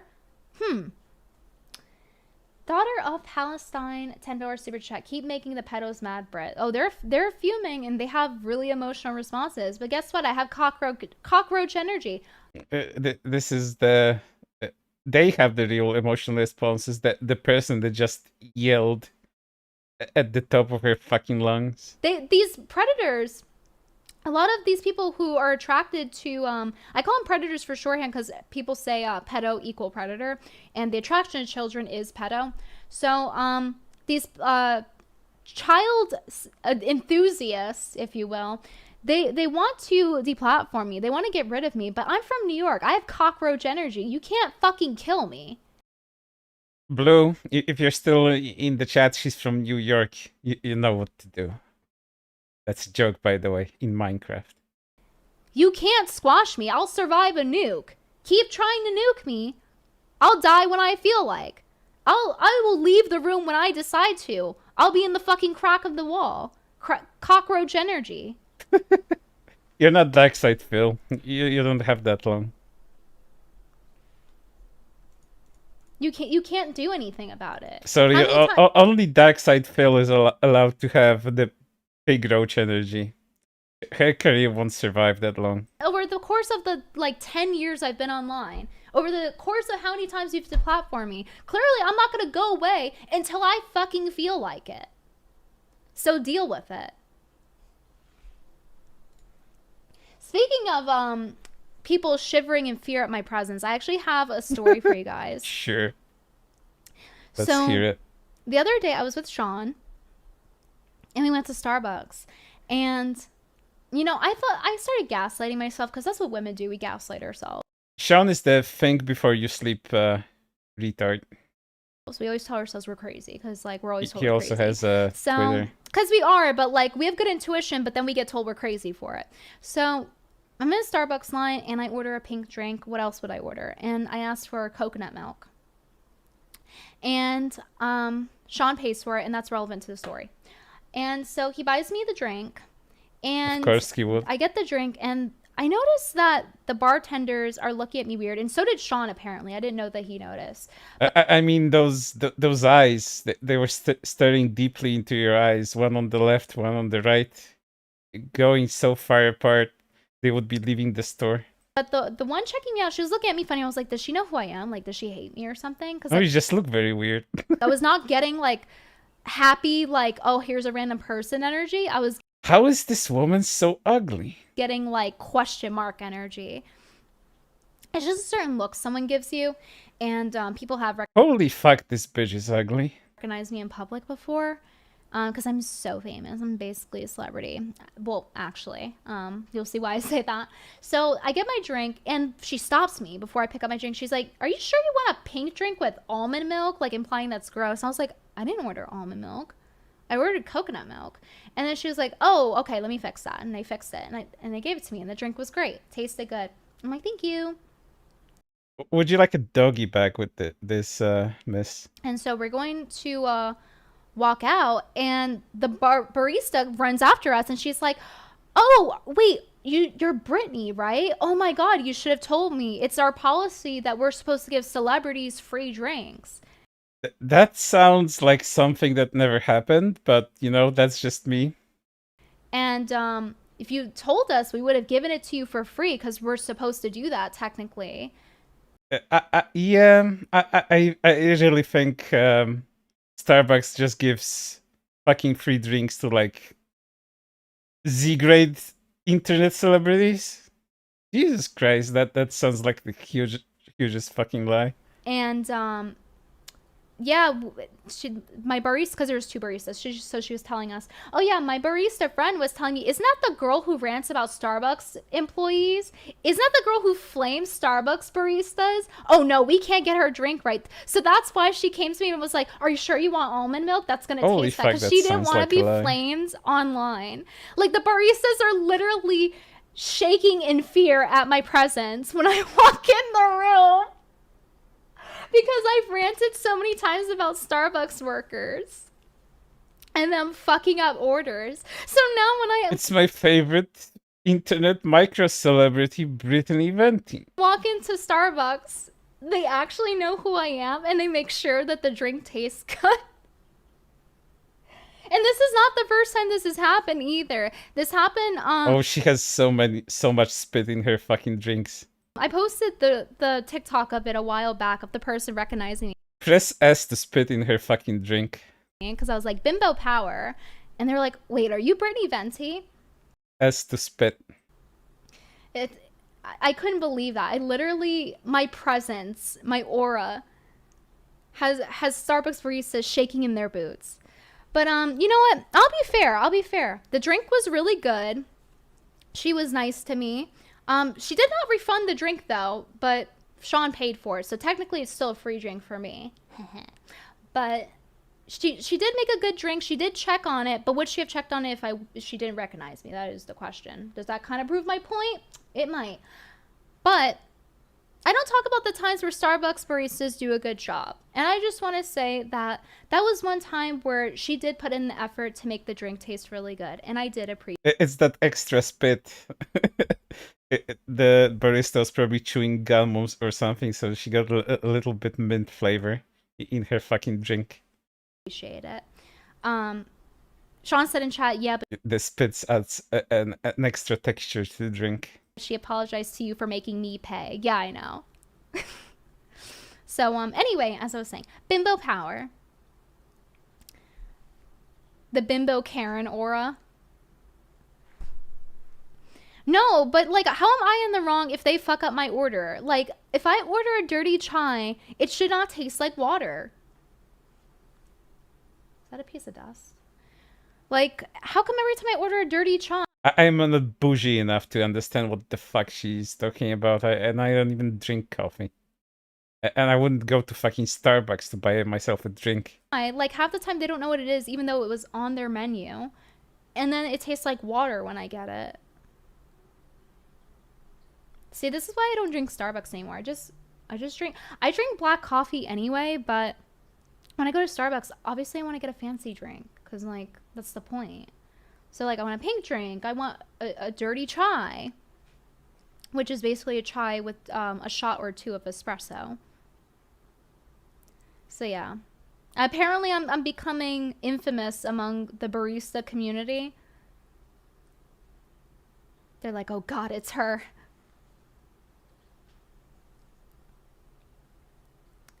It's not corn syrup at Starbucks. The pink drink I haven't had a reaction to.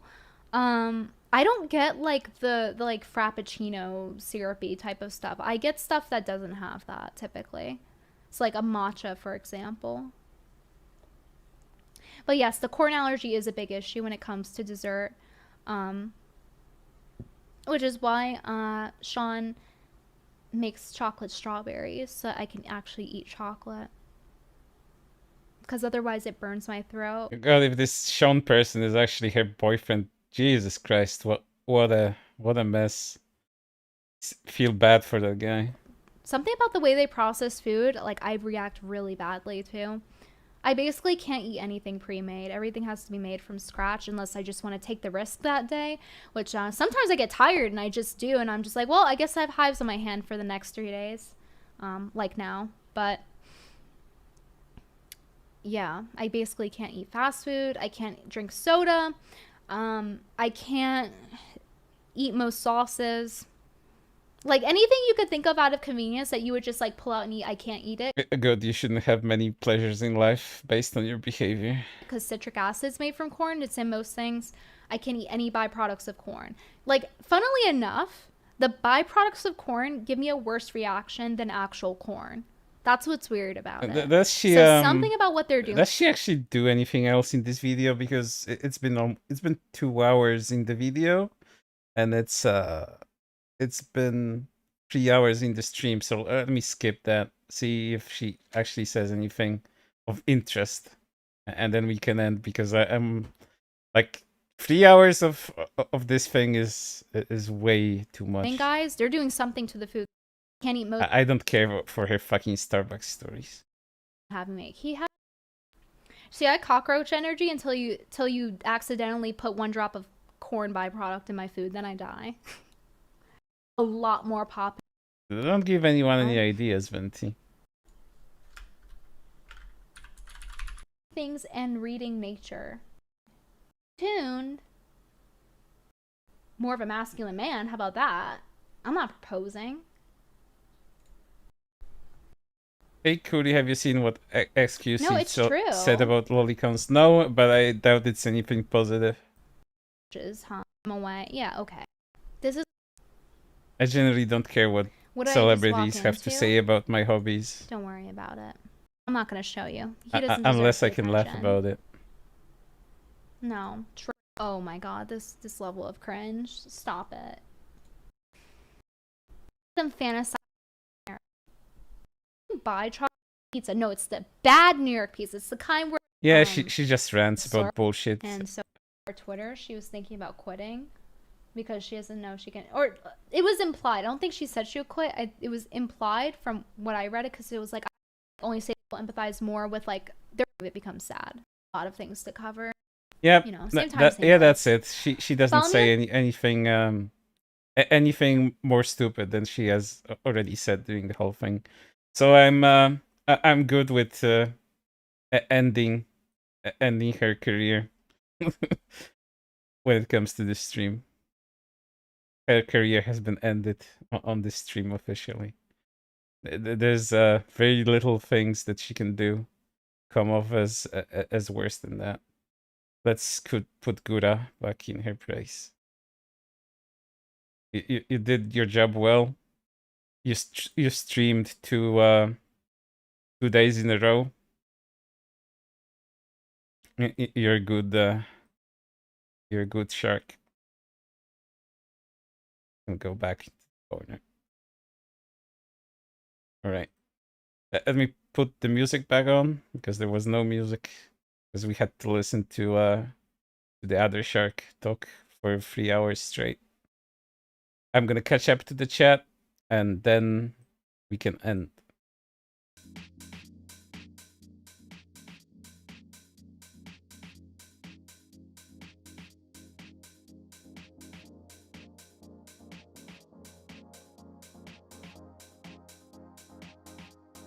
Venti Zatsudan. Yeah, no, thank you. I'm not into that sort of thing. That sounds painful.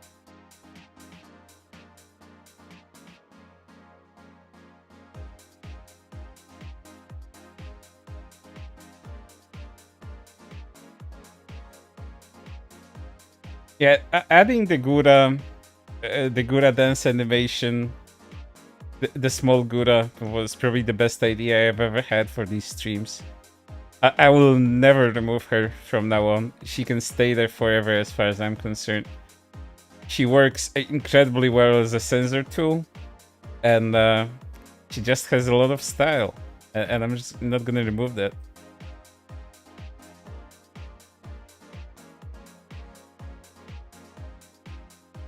Kuri, thoughts on the Marine Puyo / Tetris controversy? You mean the one where people were... I've seen all kinds of arguments about that one, because some people said that Marine didn't deserve to win that one because she chose Puyo, and so we say chose Tetris for that one. I've also seen like some kind of handicap stuff. that was unrelated to that. I watched most of the stream, especially the end of it, but I haven't seen much of the reaction to it. I've just heard that the reaction got so bad from some people that even Pecora had to react to it, and apparently she almost cried about it because of the treatment that Marine got. Something like that. But as far as, you know, vitriolic reactions from certain Hololive fans go, I'm not surprised some decided to act this way. Even though, you know, the whole tournament got amazing viewership. How many people like were live watching it? Like 245 fucking thousand at max. That's insane fucking numbers for a live stream.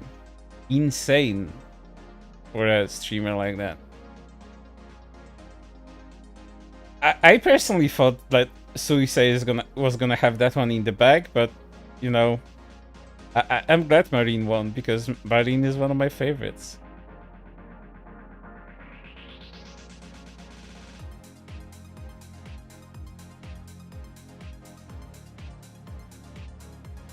You should do what Gura does and fill the screen with gifs of herself. Yeah, I could probably do that at some point, if it's not too annoying.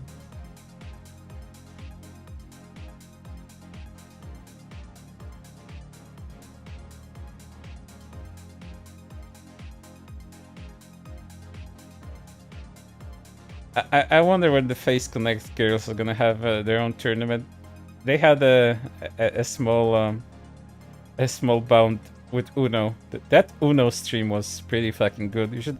You guys should go and watch the Face Connect, the recent Face Connect Uno stream on Leah's channel. It was pretty fun, very chaotic, very good chemistry between the girls there.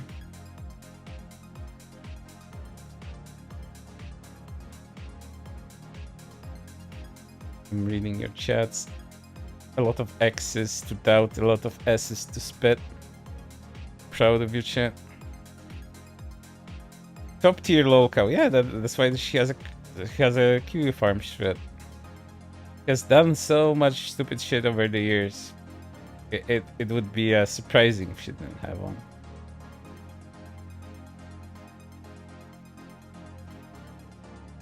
All I know about New York is that tap water has methane, they don't sell food to cook, got themselves, everyone relies on real fast food, and everyone looks like a hobo. I don't know if a lot of these things are true. I've been in New York many times before. I didn't try to set the water on fire, so I can't prove if it has methane in it. They don't sell food to cook.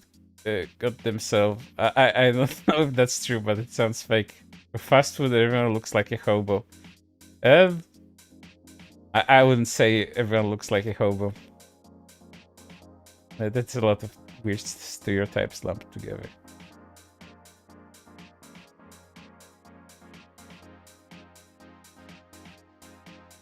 I am new to VTubers. I not get why so many fans feel so possessive over VTubers streamers' actions. I don't want to use the magical term of parasocial relationships, but there's just a lot of people that get into their VTubers, get into their streamers, and it's not a thing that's just unique to VTubers. There's a lot of fanboys of actual other YouTubers and streamers. Like, take a look at the Dream fans. They're fucking insane and incredibly possessive of Dream. It's not just a singular case with VTubers. Plenty of people that just get too much into their particular entertainer, and then they start acting weird, either towards them or towards other people that are in the same fan base. It's always gonna be like that with anything popular. Gonna be weirdos in any fan base. You can't avoid that. Yeah, K-pop stans, not K-pop fans. You know, people that actually like the music. K-pop stans are an incredibly good example of people that get way too invested in their entertainers. They simply just attack everyone, attack other fan bases, attack other talents. That's complete insanity. I don't want to get talking about K-pop stans because you just have to go on Twitter and look up most K-pop stans there, because you won't usually find normal K-pop music fans. You'll just find the stan. They're gonna have some kind of Asian, pretty Asian-looking girl or boy as their avatar. They're gonna be posting fan cams everywhere that they can. They're probably gonna be incredibly racist because that's what they usually do. They're gonna be incredibly insulting about everything, and they're usually gonna be underage too. So it's an excellent combination of terrible things in one package. That's K-pop stands for you.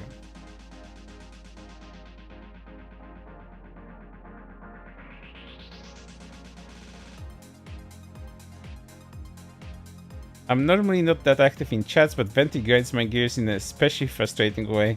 I think that she does that to most people that, you know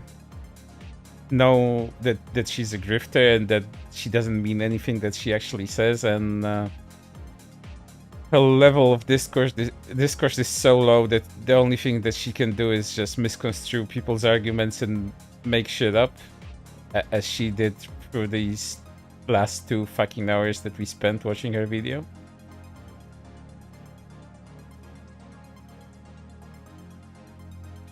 Blue Archive stream when, if I ever resume playing that game, I wouldn't mind. I go back to Blue Archive just for the story nowadays and to roll on new characters. Blue Archive is a special game because it has characters that normally wouldn't appeal to me too much. There's like a lot of like actual titty monsters in that game, apart from the like excellent loli content too. And you normally think, you know, oh, this character isn't going to be too interesting, but then you start reading their stories, their particular arcs, and they're all super compelling. Blue Archive has amazing character writing. They're also personable. Like every single one has something to offer. There's not a single Blue Archive character that I dislike.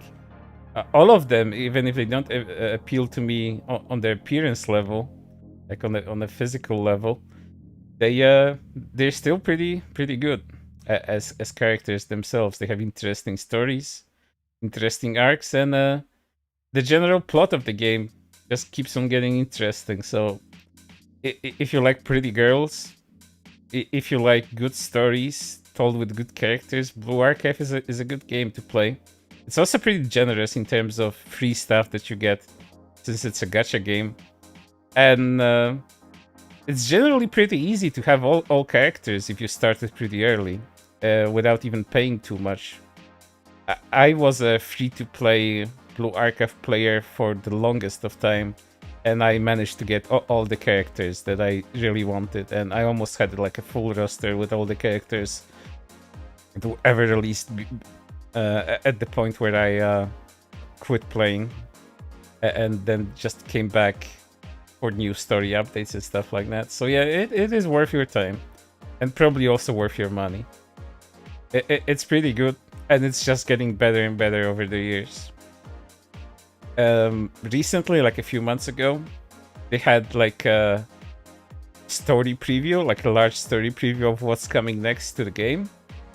And that video, which is a partially also a music video, is like 9.4 or 9.5 million views. It's pretty excellent. I'm really happy that game is getting more popular, because the developers of that really deserve it. They really know what they're doing.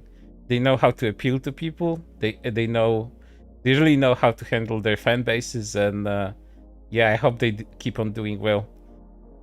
What I'm agonizing about in terms of Blue Archive is that there's so little cosplayers in the West that do Blue Archive cosplay. You only can find them in Asian countries, and most of them are located in Japan. So hopefully, as the game is growing popular, people will start picking up Blue Archive characters to cosplay. because that's always a treat to see.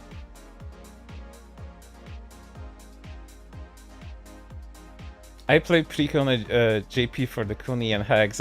You should be glad that Princess Connect Japan still exists. Because the English version very recently went the way of the dodo. People are probably really upset about that.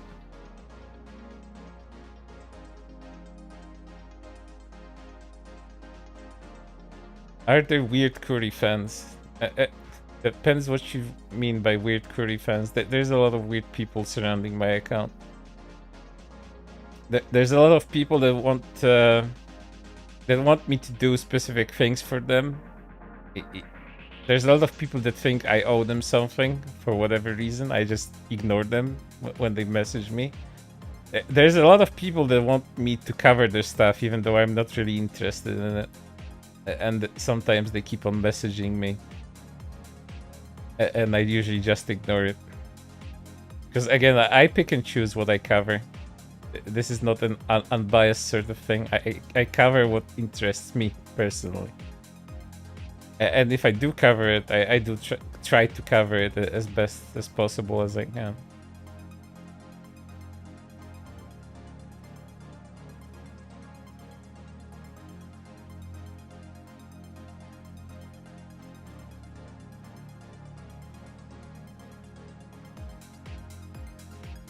I have already bled enough on behalf of FGO. I never got into FGO. The gameplay didn't appeal to me.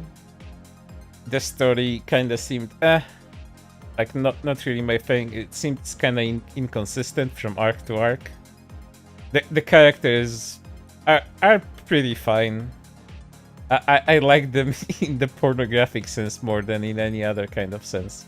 FGO characters are good for porn.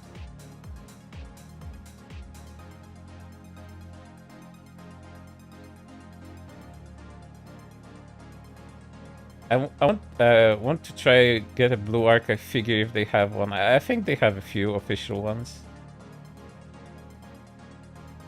Do you go to arcades slash play arcade games? I do play arcade games on emulators, but there's not real arcades where I am anymore. Those arcades like completely disappeared in like mid 2000s. Mid 2010s maybe when the last were closed down. Before that, I frequented arcades a lot as a kid, playing Street Fighter 2 Turbo for money. Usually winning a lot. That was pretty fun. Street Fighter 2 Turbo was really fun in very old arcades where everything was bathed in cigarette smoke. And you had to push through adults that wanted to play you for money. Good times.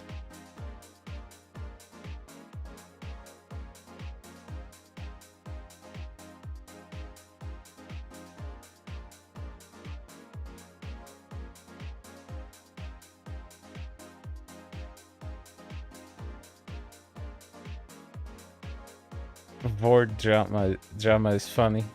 Is there drama surrounding Vor? First time I hear about that.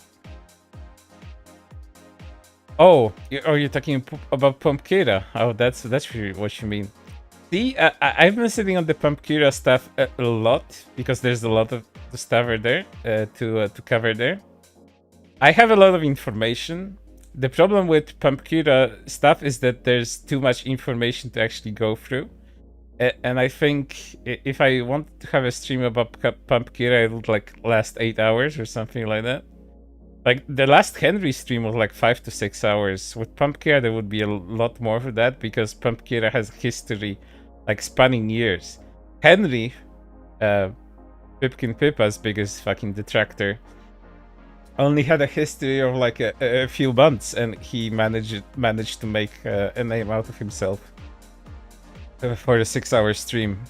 Pumpkira has fucking years of content there.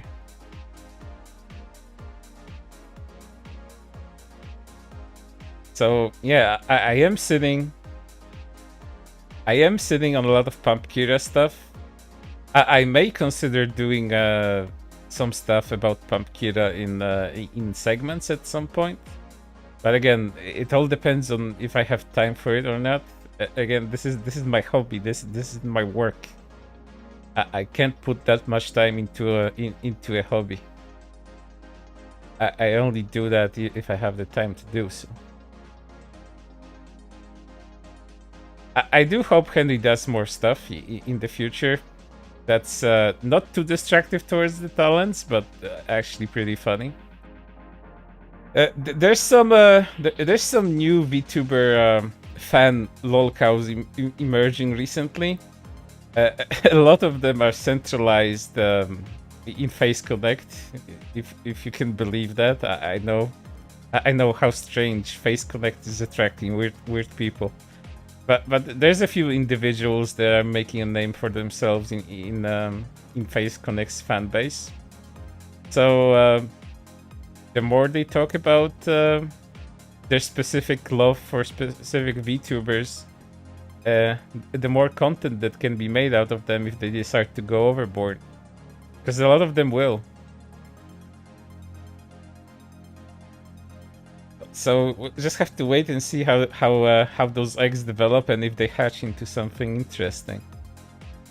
Because Henry is a gem, and I don't think there's a lot of people that could top Henry in terms of like weird parasocial fans. But you know, I can be wrong. People can always be topped on the internet. There's always someone worse. That you can always find better people, but finding worse people on the internet than somebody else is also pretty easy. There's a person I wanted to do a stream about, but it'll be kind of weird because they don't have too much odd stuff surrounding them. I wanted to do a stream about Liger. Liger is Matsuri's biggest fan. But the thing with Liger is that Liger is actually very useful. Liger is actually a very useful fan. Liger made a Matsuri bot. He serves as, I think he still serves as a translator for a lot of Matsuri's content. I'm not sure if he's still her moderator, but in terms of like parasocial relationships and them being successful, Liger is or was pretty successful, at least back in the day. So yeah, Liger would be an interesting topic, but there's not too much like exceptional stuff about him. Some of the most interesting stuff about Liger is that he talks to himself, pretending he talks to Matsuri on Twitter. That's funny stuff. But mainly Liger, I guess, from at least what I know, I think Liger is pretty harmless. How people like Henry, no, that's the opposite. Like Henry's like the anti-Liger.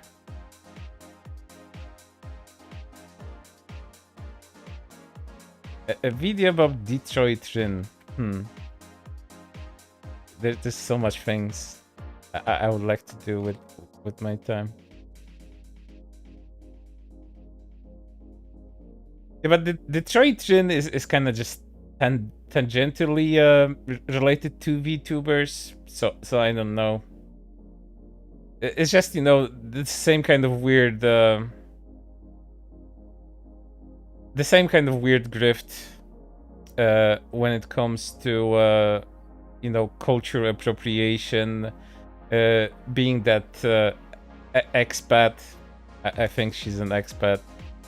Either way, you know, an American pretending to speak about Japanese issues because they know better than the Japanese people themselves.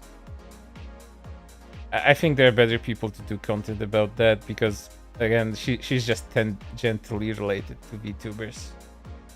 So not that interesting. I did a video about Marine Schizo the other day. That's pretty funny. Marine Schizo hates brown people. Schizo hates brown people. He hates homosexuals. Of course, he hates Marine because he's a Marine Schizo. So I could do an expanded stream about Marine Schizo and all the posts that Marine Schizo has done over the years, because there's a lot of content there too. There's so many VTuber fans that could be like labeled like VTuber name Schizo. Like there's a Ayame Schizo, there's Marine Schizo, there's Miko Schizo. What other schizos are popular? Let me think. What's another schizo that's very popular? Like I wouldn't say Pecora Schizo is a popular one, because a lot of no Usagis are pretty out there themselves. So yeah, that's a thing to think about. If I want to do a stream more about Marine Schizo, I need to think about it. There's a lot of time that I would need to put into it, but we'll see. But for right now, I think that's everything for today's stream. It's been almost 4 hours at this point. It was terrible. As I was thinking, it was terrible. It wasn't the worst Brittany Venti stream. It wasn't as annoying as all other Brittany Venti streams, but it was mostly enjoyable. A lot of his part thanks to Gura dancing there. Whenever I didn't want to look at Venti's face, I just looked at Gura and Aru dancing in the corner. So it all works out. I honestly hope that Venti doesn't do more. She probably will, because that gives her attention. So unless Rev does another video about her, I don't think she's gonna do more about that stuff, because she needs attention from someone popular in order to get activated to do something herself. She needs to get noticed by senpai first, a popular senpai, in order for her to activate her almonds and say something stupid. But yeah, I'll see you guys on another stream when I don't know when it's gonna happen. I'll announce it if it's gonna happen. I don't want to do streams without a reason, because again, there's only so much you can talk about during these streams. So yeah, you guys be good. Stay off Twitter, because it gives you brain damage. Stay hydrated and be good to one another. I'll see you on the next one whenever that happens. I'll play you up.